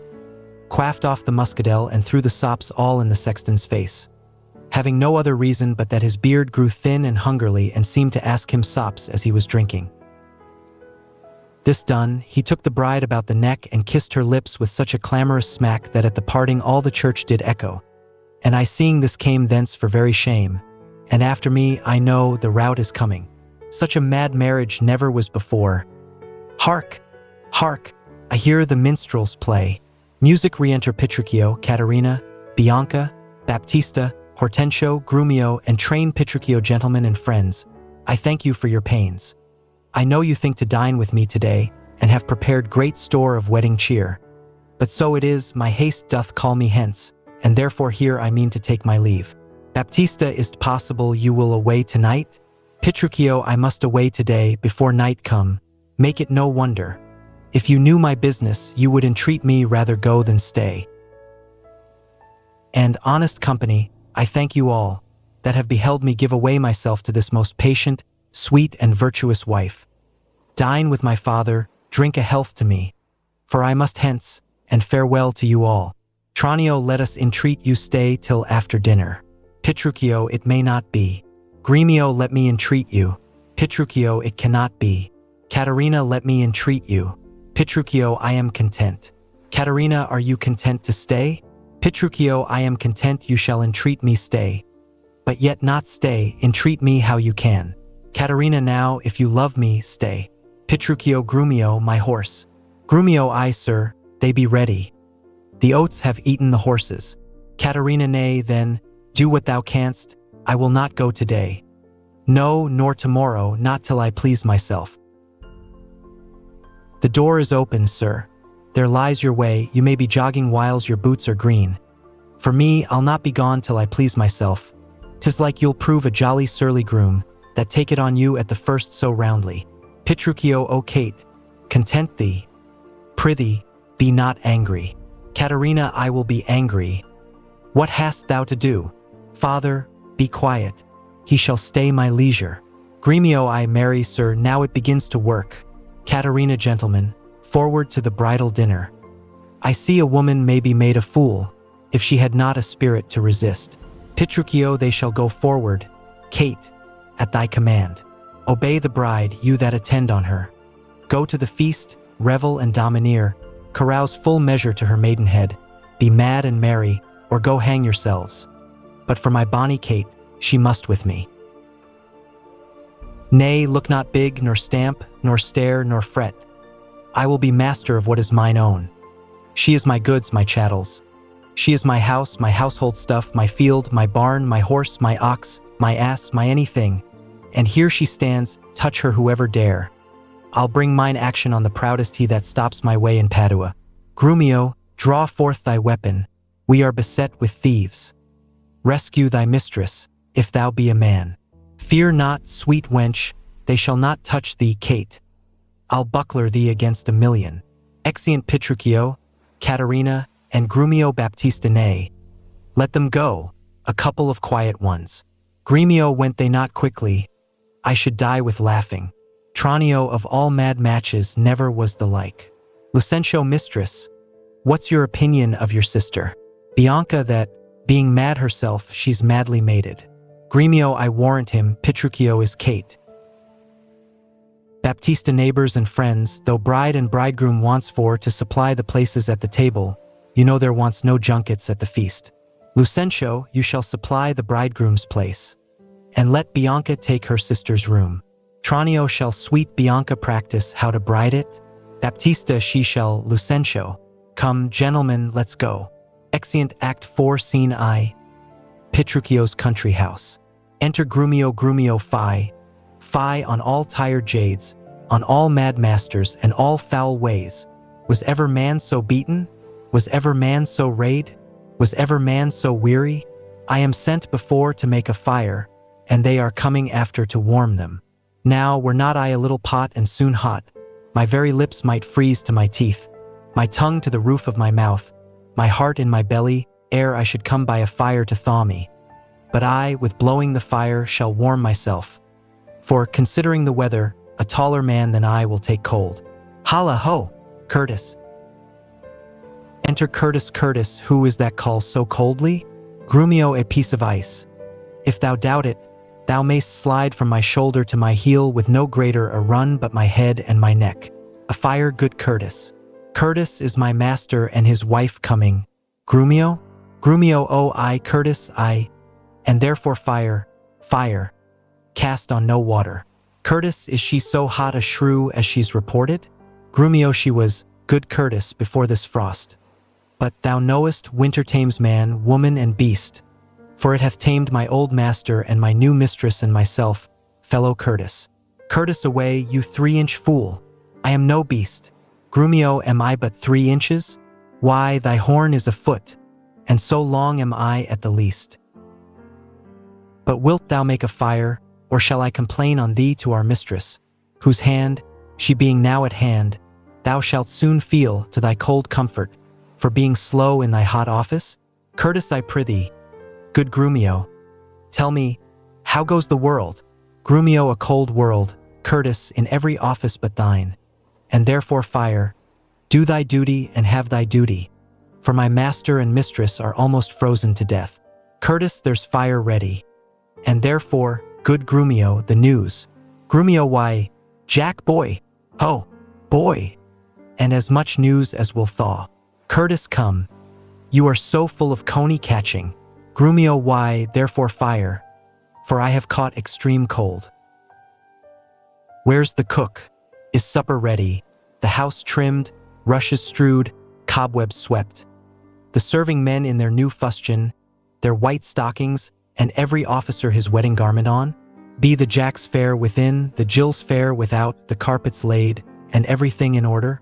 Curtis, all ready, and therefore I pray thee news. Grumio, first, no, my horse is tired, my master and mistress fallen out. Curtis, how? Grumio, out of their saddles into the dirt, and thereby hangs a tale. Curtis, let's hot, good Grumio. Grumio, lend thine ear. Curtis, here. Grumio, there. Strikes him. Curtis, this is to feel a tale, not to hear a tale. Grumio, and therefore 'tis called a sensible tale, and this cuff was but to knock at your ear and beseech listening. Now I begin. Imprimis, we came down a foul hill, my master riding behind my mistress. Curtis, both of one horse? Grumio, what's that to thee? Curtis, why, a horse. Grumio, tell thou the tale. But hadst thou not crossed me, thou shouldst have heard how her horse fell and she under her horse. Thou shouldst have heard in how miry a place, how she was bemoiled, how he left her with the horse upon her, how he beat me because her horse stumbled, how she waded through the dirt to pluck him off me, how he swore, how she prayed, that never prayed before, how I cried, how the horses ran away, how her bridle was burst, how I lost my crupper with many things of worthy memory, which now shall die in oblivion and thou return unexperienced to thy grave. Curtis, by this reckoning he is more shrew than she. Grumio, I, and that thou and the proudest of you all shall find when he comes home. But what talk I of this? Call forth Nathaniel, Joseph, Nicholas, Philip, Walter, Sugarsop, and the rest. Let their heads be sleekly combed, their blue coats brushed, and their garters of an indifferent knit. Let them curtsy with their left legs, and not presume to touch a hair of my master's horsetail till they kiss their hands. Are they all ready? Curtis, they are. Grumio, call them forth. Curtis, do you hear? Ho? You must meet my master to countenance my mistress. Grumio, why? She hath a face of her own. Curtis, who knows not that? Grumio, thou, it seems, that calls for company to countenance her. Curtis, I call them forth to credit her. Grumio, why? She comes to borrow nothing of them. Enter 4 or 5 serving men. Nathaniel, welcome home. Grumio. Philip, how now? Grumio. Joseph, what? Grumio. Nicholas, fellow. Grumio. Nathaniel, how now, old lad? Grumio, welcome you. How now, you? What you? Fellow you? And thus much for greeting. Now, my spruce companions, is all ready, and all things neat? Nathaniel, all things is ready. How near is our master? Grumio, e'en at hand, alighted by this, and therefore be not cock's passion, silence. I hear my master. Enter Petruchio and Caterina. Petruchio, where be these knaves? What, no man at door to hold my stirrup, nor to take my horse? Where is Nathaniel, Gregory, Philip? All serving men here, here, sir, here, sir. Petruchio, here, sir, here, sir, here, sir, here, sir. You logger-headed and unpolished grooms. What, no attendance, no regard, no duty? Where is the foolish knave I sent before? Grumio, here, sir, as foolish as I was before. Petruchio, you peasant swain, you whoreson malt horse drudge, did I not bid thee meet me in the park, and bring along these rascal knaves with thee? Grumio, Nathaniel's coat, sir, was not fully made, and Gabriel's pumps were all unpinked at the heel. There was no link to color Peter's hat, and Walter's dagger was not come from sheathing. There were none fine but Adam, Ralph, and Gregory. The rest were ragged, old, and beggarly. Yet as they are, here are they come to meet you. Petruchio, go, rascals, go, and fetch my supper in. Exeunt servants singing, where is the life that late I led? Where are those? Sit down, Kate, and welcome. Sound, sound, sound, sound. Re-enter servants with supper. Why, when I say, nay, good sweet Kate, be merry. Off with my boots, you rogues, you villains, when sings it was the friar of orders grey, as he forth walked on his way. Out, you rogue, you pluck my foot awry. Take that, and mend the plucking off the other. Strikes him, be merry, Kate. Some water here. What, ho! Where's my spaniel Troilus? Sirrah, get you hence, and bid my cousin Ferdinand come hither. One, Kate, that you must kiss and be acquainted with. Where are my slippers? Shall I have some water? Enter one with water, come, Kate, and wash and welcome heartily. You whoreson villain, will you let it fall? Strikes him, Caterina, patience, I pray you. 'Twas a fault unwilling. Petruchio, a whoreson beetle-headed, flap-eared knave.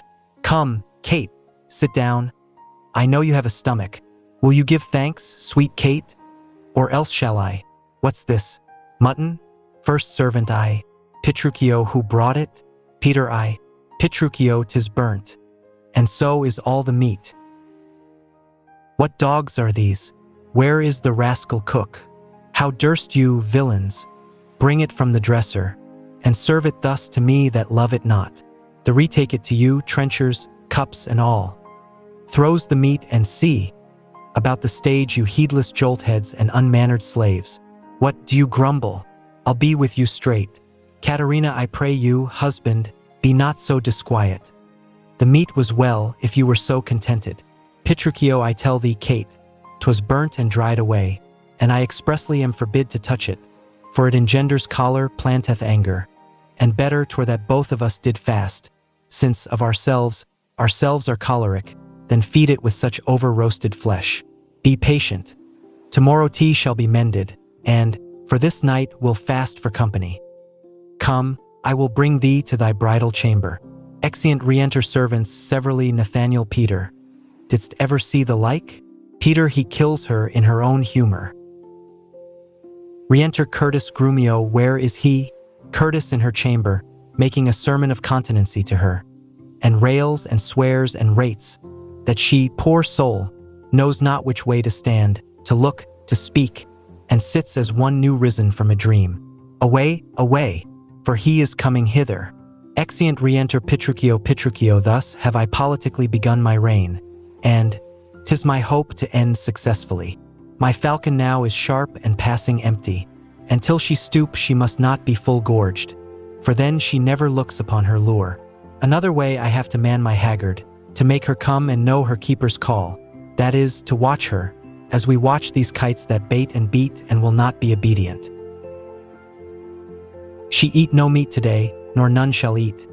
Last night she slept not, nor tonight she shall not. As with the meat, some undeserved fault I'll find about the making of the bed, and here I'll fling the pillow, there the bolster, this way the coverlet, another way the sheets. Aye, and amid this hurly I intend that all is done in reverend care of her, and in conclusion she shall watch all night, and if she chance to nod I'll rail and brawl, and with the clamor keep her still awake. This is a way to kill a wife with kindness, and thus I'll curb her mad and headstrong humor. He that knows better how to tame a shrew, now let him speak. 'Tis charity to show. Exit Scene 2. Padua. Before Baptista's house. Enter Tranio and Hortensio. Tranio, is't possible, friend Licio, that Mistress Bianca doth fancy any other but Lucentio? I tell you, sir, she bears me fair in hand. Hortensio, sir, to satisfy you in what I have said, stand by and mark the manner of his teaching. Enter Bianca and Lucentio. Lucentio, now, mistress, profit you in what you read?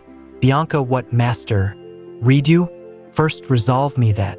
Lucentio, I read that I profess the art to love. Bianca, and may you prove, sir, master of your art. Lucentio, while you, sweet dear, prove mistress of my heart. Hortensio, quick proceeders, Mary, now tell me, I pray, you that durst swear at your mistress Bianca loved none in the world so well as Lucentio. Tranio, O despiteful love, unconstant womankind, I tell thee, Licio, this is wonderful. Hortensio, mistake no more.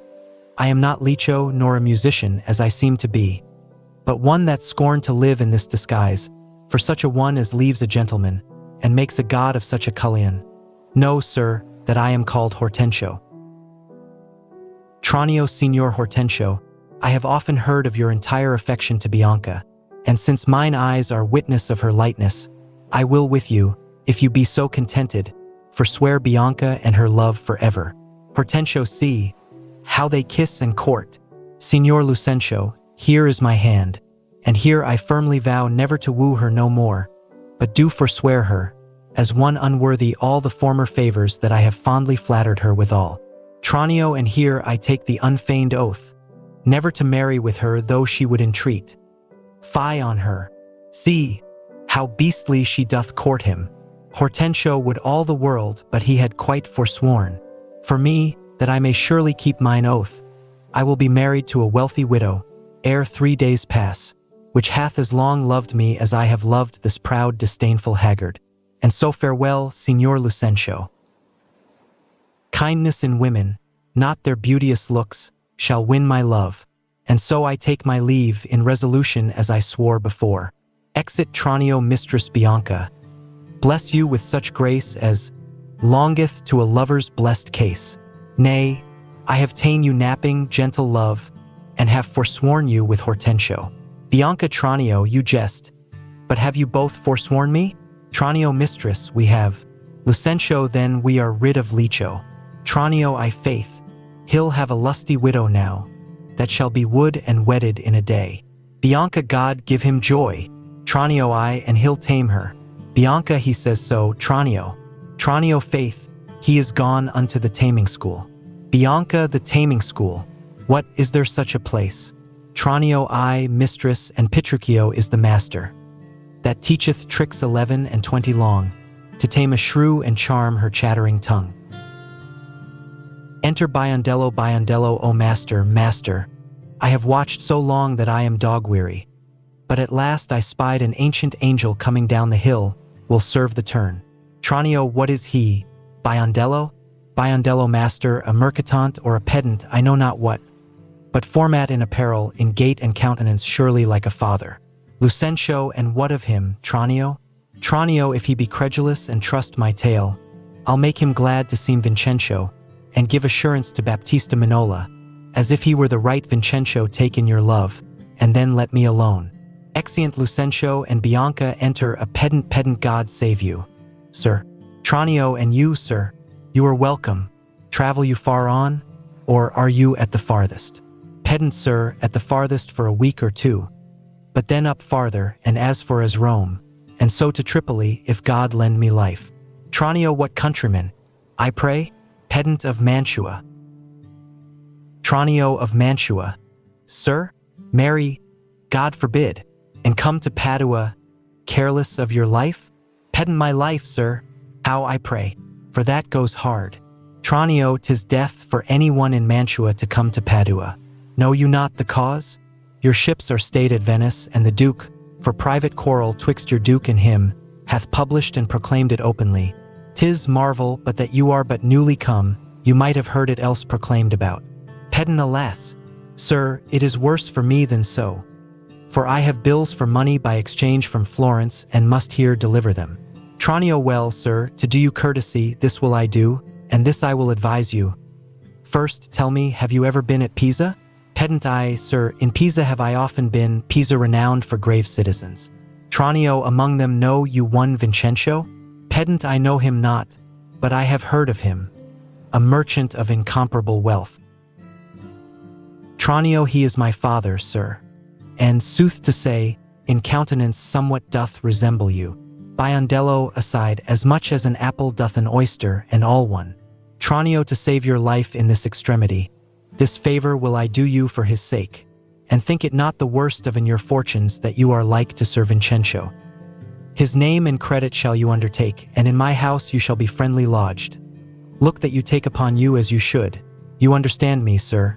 So shall you stay till you have done your business in the city. If this be courtesy, sir, accept of it. Pedant, oh sir, I do, and will repute you ever the patron of my life and liberty.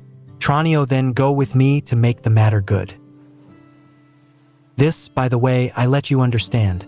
My father is here looked for every day, to pass assurance of a dower in marriage, twixt me and one Baptista's daughter here. In all these circumstances I'll instruct you. Go with me to clothe you as becomes you. Exeunt Scene 3. A room in Petruchio's house.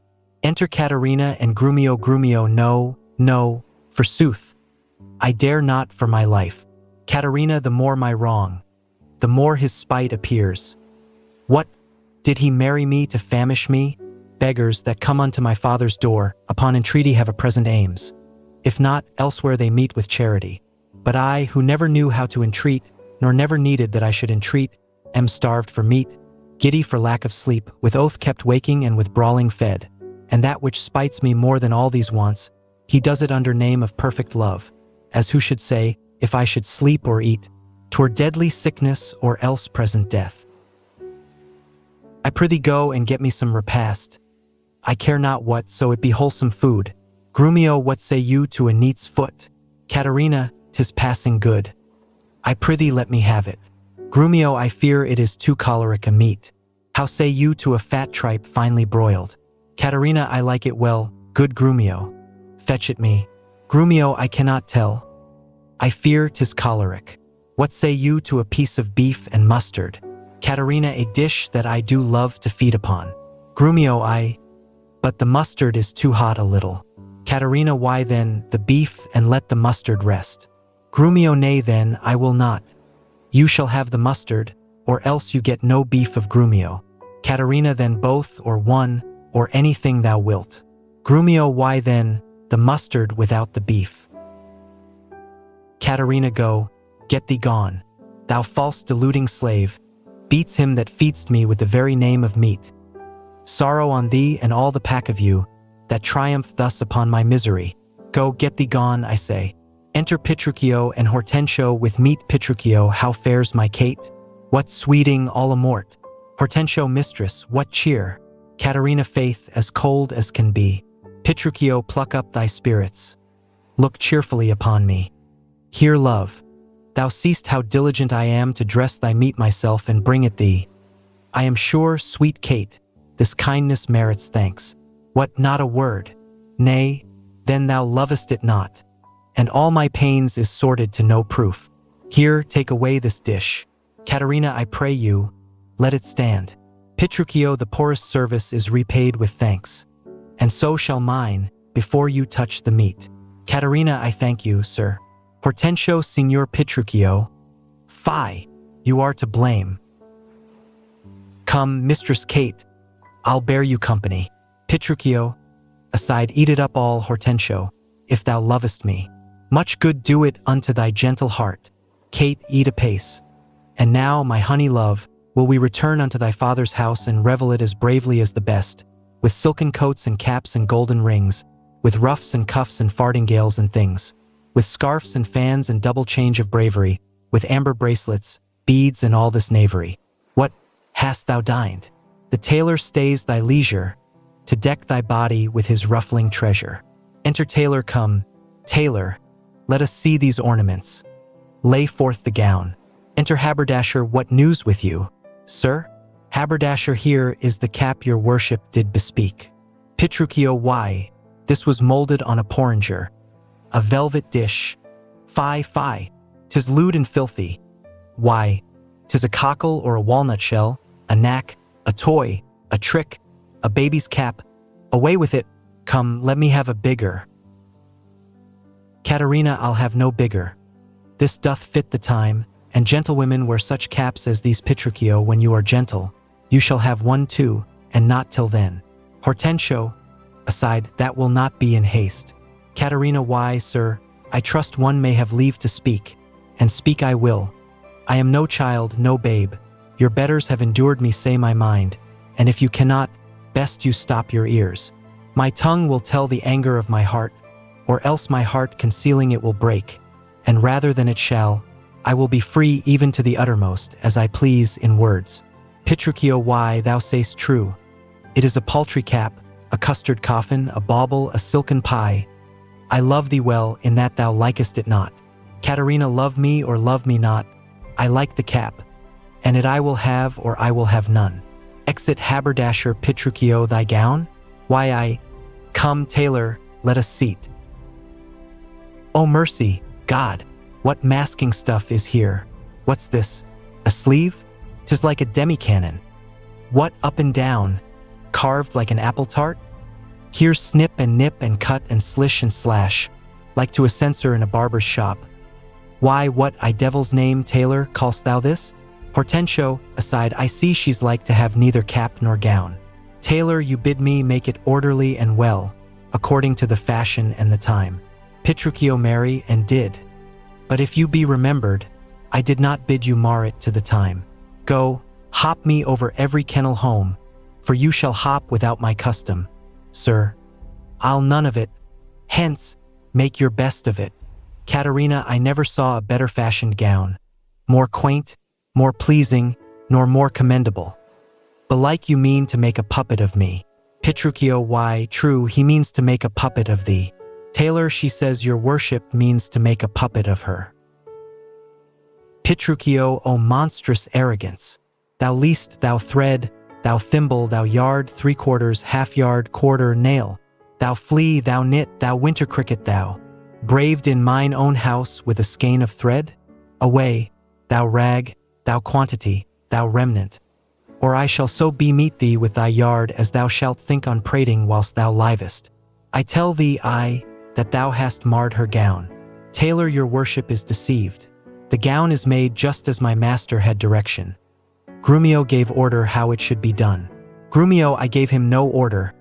I gave him the stuff. Tailor, but how did you desire it should be made? Grumio, marry, sir, with needle and thread. Tailor, but did you not request to have it cut? Grumio, thou hast faced many things. Tailor, I have. Grumio, face not me. Thou hast braved many men. Brave not me. I will neither be faced nor braved. I say unto thee, I bid thy master cut out the gown, but I did not bid him cut it to pieces. Ergo, thou least. Tailor, why, here is the note of the fashion to testify. Petruchio, read it. Grumio, the note lies in's throat, if he say I said so. Tailor reads, Imprimis, a loose-bodied gown. Grumio master, if ever I said loose-bodied gown, sew me in the skirts of it, and beat me to death with a bottom of brown thread. I said a gown. Petruchio, proceed. Tailor reads. With a small compass cape. Grumio, I confess the cape. Tailor reads. With a trunk sleeve. Grumio, I confess 2 sleeves. Tailor reads. The sleeves curiously cut. Petruchio, I, there's the villainy. Grumio, error, I the bill, sir. Error, I the bill. I commanded the sleeves should be cut out and sewed up again, and that I'll prove upon thee, though thy little finger be armed in a thimble. Tailor, this is true that I say, and I had thee in place where thou shouldst know it. Grumio, I am for thee straight. Take thou the bill, give me thy meat yard, and spare not me. Hortensio, God a mercy. Grumio, then he shall have no odds. Petruchio, well, sir, in brief, the gown is not for me. Grumio, you are I the right, sir. 'Tis for my mistress. Petruchio, go, take it up unto thy master's use. Grumio, villain, not for thy life. Take up my mistress' gown for thy master's use. Petruchio, why, sir, what's your conceit in that? Grumio, oh, sir, the conceit is deeper than you think for. Take up my mistress' gown to his master's use. Oh, fie, fie, fie. Petruchio, aside, Hortensio, say thou wilt see the tailor paid. Go take it hence. Be gone and say no more. Hortensio, tailor, I'll pay thee for thy gown tomorrow. Take no unkindness of his hasty words. Away, I say, commend me to thy master. Exit tailor. Petruchio, well, come, my Kate. We will unto your fathers even in these honest mean habiliments. Our purses shall be proud, our garments poor. For 'tis the mind that makes the body rich, and as the sun breaks through the darkest clouds, so honor peereth in the meanest habit. What is the jay more precious than the lark? Because his fathers are more beautiful. Or is the adder better than the eel? Because his painted skin contents the eye. Oh no, good Kate. Neither art thou the worse for this poor furniture and mean array. If thou account'st it shame, lay it on me, and therefore frolic. We will henceforthwith to feast and sport us at thy father's house. Go, call my men, and let us straight to him, and bring our horses unto Long Lane End. There will we mount, and thither walk on foot. Let's see. I think 'tis now some 7 o'clock, and well we may come there by dinner time. Caterina, I dare assure you, sir, 'tis almost 2, and 'twill be supper time ere you come there. Petruchio, it shall be 7 ere I go to horse. Look, what I speak or do or think to do, you are still crossing it. Sirs, let alone. I will not go today, and ere I do, it shall be what o'clock I say it is. Hortensio, aside, why, so this gallant will command the sun. Exeunt scene 4. Padua. Before Baptista's house. Enter Tranio, and the pedant dressed like Vincenzo. Tranio, sir, this is the house. Please it you that I call? Pedant, I, what else? And but I be deceived, Signor Baptista may remember me near 20 years ago in Genoa, where we were lodgers at the Pegasus. Tranio, 'tis well. And hold your own, in any case, with such austerity as longeth to a father. Pedant, I warrant you. Enter Biondello, but, sir, here comes your boy. 'Twere good he were schooled. Tranio, fear you not him. Sirrah Biondello, now do your duty throughly. I advise you, imagine 'twere the right Vincenzo. Biondello, tut, fear not me. Tranio, but hast thou done thy errand to Baptista? Biondello, I told him that your father was at Venice, and that you looked for him this day in Padua. Tranio, thou art a tall fellow. Hold thee that to drink. Here comes Baptista. Set your countenance, sir. Enter Baptista and Lucentio. Signor Baptista, you are happily met. To the pedant, sir, this is the gentleman I told you of. I pray you stand good father to me now. Give me Bianca for my patrimony. Pedant's soft son, sir, by your leave, having come to Padua to gather in some debts, my son Lucentio made me acquainted with a weighty cause of love between your daughter and himself. And, for the good report I hear of you and for the love he beareth to your daughter and she to him, to stay him not too long, I am content, in a good father's care, to have him matched. And if you please to like no worse than I, upon some agreement me shall you find ready and willing with one consent to have her so bestowed. For curious I cannot be with you, Signor Baptista, of whom I hear so well. Baptista, sir, pardon me in what I have to say. Your plainness and your shortness please me well. Right true it is, your son Lucentio here doth love my daughter, and she loveth him, or both dissemble deeply their affections. And therefore, if you say no more than this, that like a father you will deal with him and pass my daughter a sufficient dower, the match is made, and all is done. Your son shall have my daughter with consent. Tranio, I thank you, sir. Where then do you know best we be affied, and such assurance ta'en as shall with either part's agreement stand? Baptista, not in my house, Lucentio. For, pitchers have ears, and I have many servants. Besides, old Gremio is hearkening still, and happily we might be interrupted. Tranio then at my lodging, and it like you. There doth my father lie, and there, this night, will pass the business privately and well. Send for your daughter by your servant here. My boy shall fetch the scrivener presently. The worst is this, that, at so slender warning, you are like to have a thin and slender pittance. Baptista, it likes me well. Biondello, hie you home, and bid Bianca make her ready straight. And, if you will, tell what hath happened. Lucentio's father is arrived in Padua, and how she's like to be Lucentio's wife. Biondello, I pray the gods she may with all my heart. Tranio, dally not with the gods, but get thee gone. Exit Biondello. Signor Baptista, shall I lead the way? Welcome. One mess is like to be your cheer. Come, sir, we will better it in Pisa. Baptista, I follow you. Exeunt Tranio, pedant, and Baptista re-enter Biondello. Biondello cambio. Lucentio, what sayest thou, Biondello? Biondello, you saw my master wink and laugh upon you? Lucentio, Biondello, what of that? Biondello, faith, nothing, but has left me here behind to expound the meaning or moral of his signs and tokens. Lucentio, I pray thee, moralize them. Biondello, then thus. Baptista is safe, talking with the deceiving father of a deceitful son. Lucentio, and what of him? Biondello, his daughter is to be brought by you to the supper. Lucentio, and then? Biondello, the old priest of St. Luke's church is at your command at all hours. Lucentio, and what of all this? Biondello, I cannot tell. Expect they are busied about a counterfeit assurance. Take you assurance of her? Cum privilegio ad impermendum solemn. To the church, take the priest, clerk, and some sufficient honest witnesses. If this be not that you look for, I have no more to say, but bid Bianca farewell for ever and a day. Lucentio, hearest thou, Biondello? Biondello, I cannot tarry. I knew a wench married in an afternoon as she went to the garden for parsley to stuff a rabbit. And so may you, sir, and so adieu, sir.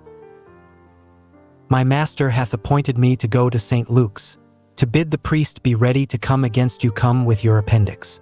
Exit Lucentio, I may, and will, if she be so contented. She will be pleased. Then wherefore should I doubt? Hap what hap may, I'll roundly go about her. It shall go hard if Cambio go without her. Exit Scene V. Public Road. Enter Petruchio, Caterina, Hortensio, and servants. Petruchio, come on. I God's name. Once more toward our fathers. Good Lord, how bright and goodly shines the moon. Caterina, the moon. The sun. It is not moonlight now. Petruchio, I say it is the moon that shines so bright. Caterina, I know it is the sun that shines so bright. Petruchio, now, by my mother's son, and that's myself, it shall be moon or star, or what I list, or ere I journey to your father's house. Go on and fetch our horses back again. Evermore crossed and crossed. Nothing but crossed. Hortensio, say as he says, or we shall never go. Caterina, forward, I pray, since we have come so far, and be it moon or sun or what you please. And if you please to call it a rush candle, henceforth I vow it shall be so for me. Petruchio, I say it is the moon. Caterina, I know it is the moon. Petruchio, nay, then you lie. It is the blessed sun. Caterina, then, God be blessed, it is the blessed sun. But sun it is not, when you say it is not. And the moon changes even as your mind. What you will have it named, even that it is. And so it shall be so for Caterina. Hortensio, Petruchio, go thy ways. The field is won. Petruchio, well, forward, forward. Thus the bowl should run, and not unluckily against the bias. But soft, Company is coming here.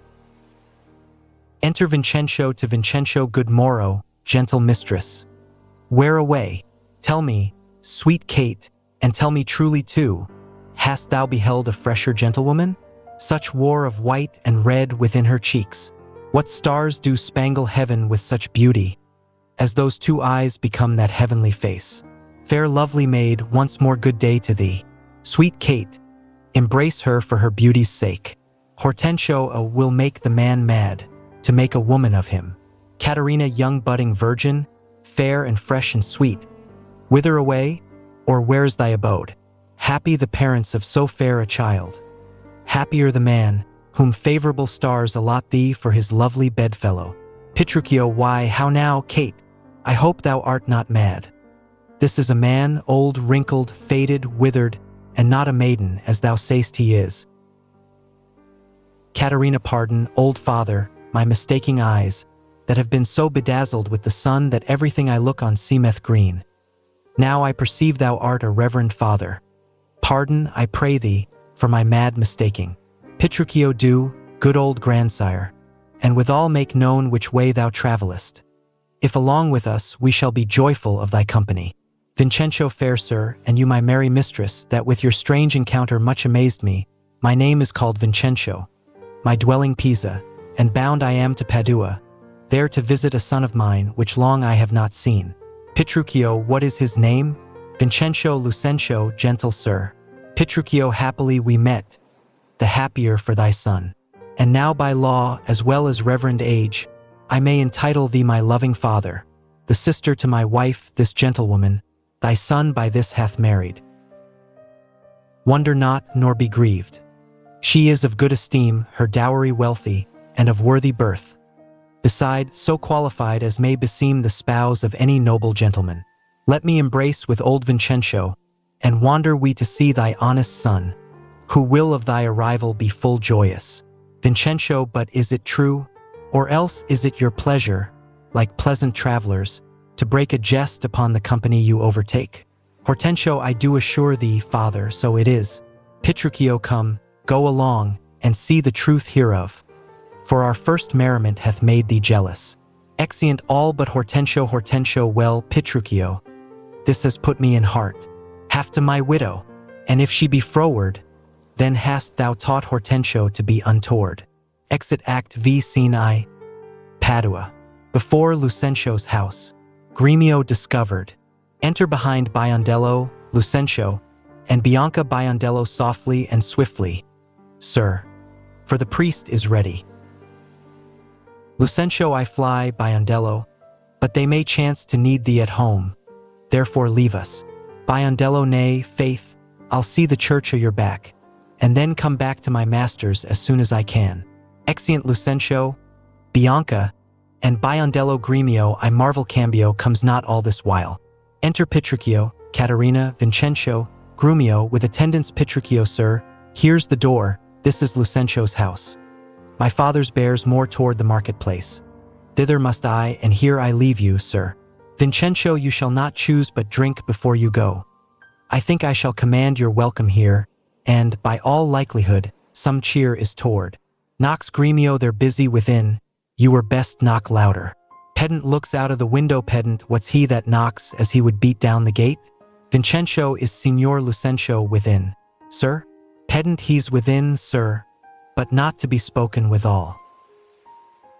Vincenzo, what if a man bring him £100 or two, to make merry withal? Pedant, keep your £100 to yourself. He shall need none, so long as I live. Petruchio, nay, I told you your son was well beloved in Padua. Do you hear, sir? To leave frivolous circumstances, I pray you, tell Signor Lucencio that his father is come from Pisa, and is here at the door to speak with him. Pedant, thou least. His father is come from Padua, and here looking out at the window. Vincenzo, art thou his father? Pedant, I, sir. So his mother says, if I may believe her. Petruchio, to Vincenzo, why how now, gentlemen? Why, this is flat knavery, to take upon you another man's name. Pedant, lay hands on the villain. I believe a means to cozen somebody in this city under my countenance. Re-enter Biondello. Biondello, I have seen them in the church together. God send 'em good shipping. But who is here? Mine old master Vincenzo. Now we are undone and brought to nothing. Vincenzo, seeing Biondello, come hither, crack hemp. Biondello, hope I may choose, sir. Vincenzo, come hither, you rogue. What, have you forgot me? Biondello, forgot you? No, sir. I could not forget you, for I never saw you before in all my life. Vincenzo, what, you notorious villain? Didst thou never see thy master's father, Vincenzo? Biondello, what, my old worshipful old master? Yes, marry, sir. See where he looks out of the window. Vincenzo is so, indeed. Beats Biondello. Biondello, help. Help. Help. Here's a madman will murder me. Exit pedant, help. Son. Help. Signor Baptista. Exit from above Petruchio, prithee. Kate. Let's stand aside and see the end of this controversy. They retire. Re-enter pedant below. Tranio, Baptista, and servants. Tranio, sir. What are you that offer to beat my servant? Vincenzo, what am I, sir? Nay, what are you, sir? O immortal gods! O fine villain! A silken doublet, a velvet hose, a scarlet cloak, and a copetane hat. Oh, I am undone! I am undone! While I play the good husband at home, my son and my servants spend all at the university. Tranio, how now? What's the matter? Baptista, what, is the man lunatic? Tranio, sir, you seem a sober ancient gentleman by your habit, but your words show you a madman. Why, sir, what cerns it you if I wear pearl and gold? I thank my good father I am able to maintain it. Vincenzo, thy father. O villain, he is a sailmaker in Bergamo. Baptista, you mistake, sir, you mistake, sir. Pray, what do you think is his name? Vincenzo, his name? As if I knew not his name. I have brought him up ever since he was 3 years old, and his name is Tranio. Pedant, away, away, mad ass. His name is Lucencio, and he is mine only son, and heir to the lands of me, Signor Vincenzo. Vincenzo, Lucencio. Oh, he hath murdered his master. Lay hold on him, I charge you, in the Duke's name. Oh, my son, tell me, thou villain, where is my son Lucencio? Tranio, call forth an officer. Enter one with an officer, carry this mad knave to the jail. Father Baptista, I charge you see that he be forthcoming. Vincenzo, carry me to the jail. Gremio, stay, officer. He shall not go to prison. Baptista, talk not, Signor Gremio. I say he shall go to prison. Gremio, take heed, Signor Baptista, lest you be coney-catched in this business. I dare swear this is the right Vincenzo. Pedant, swear, if thou darest. Gremio, nay, I dare not swear it. Tranio, then thou wert best say that I am not Lucencio. Gremio, yes, I know thee to be Signor Lucencio. Baptista, away with the dotard. To the jail with him. Vincenzo, thus strangers may be hailed and abused. O monstrous villain, re-enter Biondello, with Lucencio and Bianca. Biondello, oh, we are spoiled, and yonder he is. Deny him, forswear him, or else we are all undone. Lucencio, kneeling, pardon, sweet father. Vincenzo, lives my sweet son. Exeunt Biondello, Tranio, and pedant. As fast as may be. Bianca, pardon, dear father. Baptista, how hast thou offended? Where is Lucencio? Lucencio, here's Lucencio, right son to the right Vincenzo, that have by marriage made thy daughter mine, while counterfeit supposes bleared thine eyne. Gremio, here's packing, with a witness to deceive us all. Vincenzo, where is that damned villain Tranio, that faced and braved me in this matter so? Baptista, why, tell me, is not this my Cambio? Bianca, Cambio is changed into Lucencio. Lucencio, love wrought these miracles. Bianca's love made me exchange my state with Tranio, while he did bear my countenance in the town. And happily I have arrived at the last unto the wished haven of my bliss. What Tranio did, myself enforced him to. Then pardon him, sweet father, for my sake. Vincenzo, I'll slit the villain's nose, that would have sent me to the jail. Baptista, but do you hear, sir? Have you married my daughter without asking my good will? Vincenzo, fear not, Baptista. We will content you, go to. but I will in to be revenged for this villainy. Exit Baptista and I to sound the depth of this knavery. Exit Lucentio, look not pale. Bianca, thy father will not frown. Exeunt Lucentio and Bianca. Gremio, my cake is dough, but I'll in among the rest, out of hope of all, but my share of the feast. Exit Caterina, husband, let's follow, to see the end of this ado. Petruchio, first kiss me, Kate, and we will. Caterina, what, in the midst of the street? Petruchio, what, art thou ashamed of me? Caterina, no, sir, God forbid, but ashamed to kiss. Petruchio, why, then let's home again. Come, Sirrah, let's away. Caterina, nay, I will give thee a kiss. Now pray thee, love, stay. Petruchio, is not this well? Come, my sweet Kate, better once than never, for never too late. Exeunt Scene 2. Padua, Lucentio's house. Enter Baptista, Vincenzo, Gremio, the pedant, Lucentio, Bianca, Petruchio, Caterina, Hortensio and widow Tranio, Biondello and Grumio, the serving men with Tranio bringing in a banquet. Lucentio, at last, though long, our jarring notes agree, and time it is, when raging war is done, to smile at scapes and perils overblown. My fair Bianca, bid my father welcome, while I with self-same kindness welcome thine. Brother Petruchio, sister Caterina, and thou, Hortensio, with thy loving widow, feast with the best, and welcome to my house. My banquet is to close our stomachs up, after our great good cheer. Pray you, sit down. For now we sit to chat as well as eat.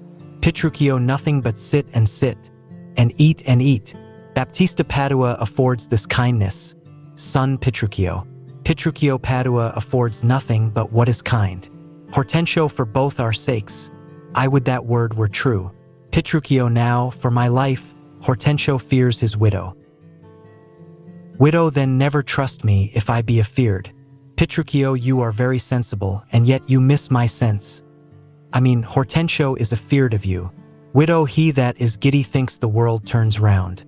Petruchio roundly replied, Caterina, mistress, how mean you that? Widow, thus I conceive by him. Petruchio conceives by me. How likes Hortensio that? Hortensio, my widow says, thus she conceives her tale. Petruchio, very well mended.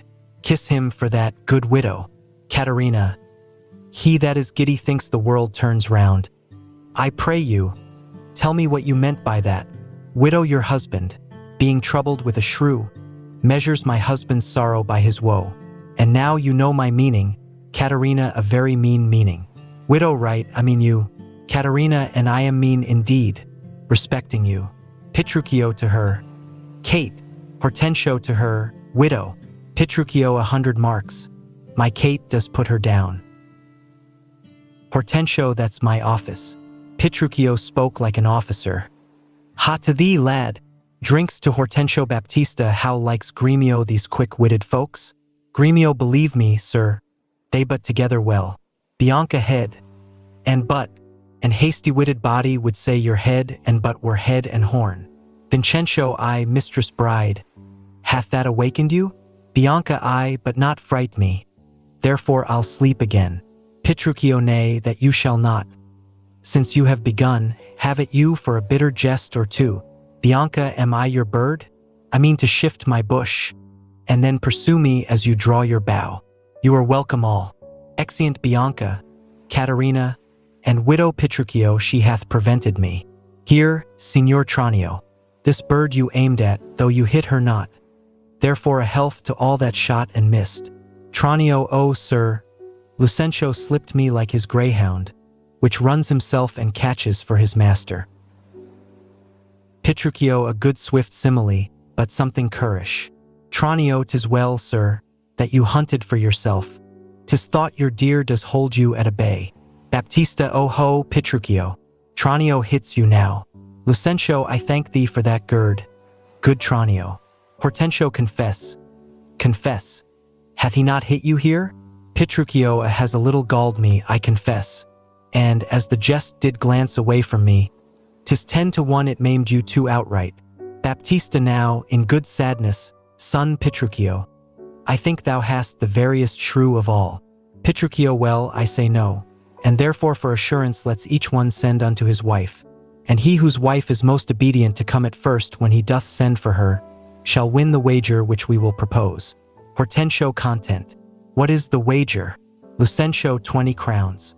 Petruchio 20 crowns.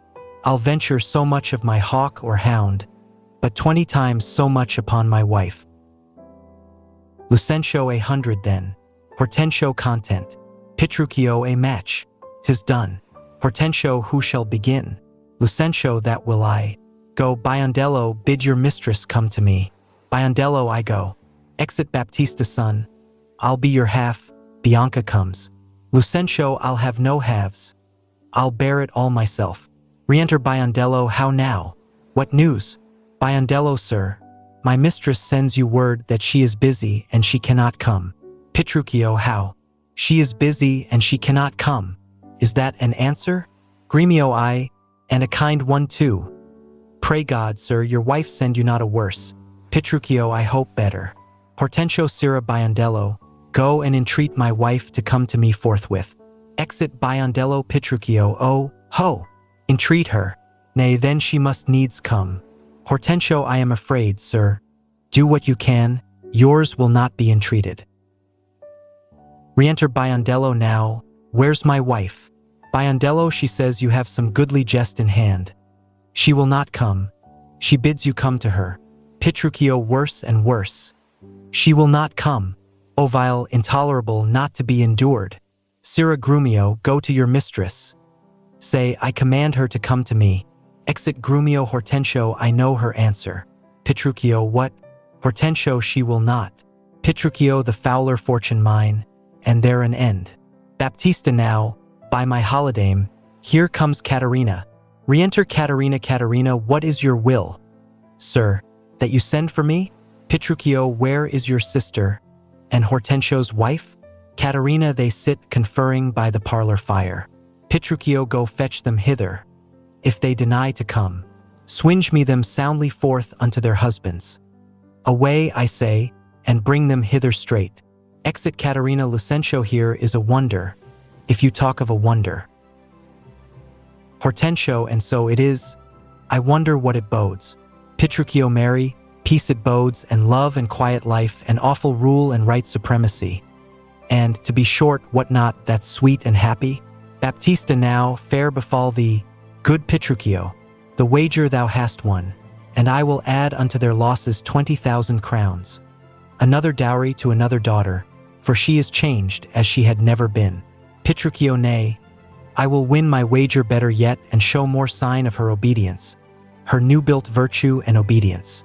See where she comes and brings your froward wives as prisoners to her womanly persuasion. Re-enter Caterina with Bianca and widow Caterina. That cap of yours becomes you not. Off with that bauble, throw it underfoot. Widow lord, let me never have a cause to sigh, till I be brought to such a silly pass. Bianca fie, what a foolish duty call you this. Lucentio, I would your duty were as foolish too. The wisdom of your duty, fair Bianca, hath cost me 100 crowns since supper time. Bianca, the more fool you, for laying on my duty. Petruchio. Caterina, I charge thee, tell these headstrong women what duty they do owe their lords and husbands. Widow, come, you're mocking, we will have no telling. Petruchio, come on, I say, and first begin with her. Widow, she shall not. Petruchio, I say she shall, and first begin with her. Caterina, fie, unknit that threatening unkind brow, and dart not scornful glances from those eyes, to wound thy lord, thy king, thy governor. It blots thy beauty as frosts do bite the meads, confounds thy fame as whirlwinds shake fair buds, and in no sense is meet or amiable. A woman moved is like a fountain troubled, muddy, ill-seeming, thick, bereft of beauty. And while it is so, none so dry or thirsty will deign to sip or touch one drop of it. Thy husband is thy lord, thy life, thy keeper, thy head, thy sovereign. One that cares for thee, and for thy maintenance commits his body to painful labor both by sea and land, to watch the night in storms, the day in cold, whilst thou least warm at home, secure and safe, and craves no other tribute at thy hands but love, fair looks and true obedience.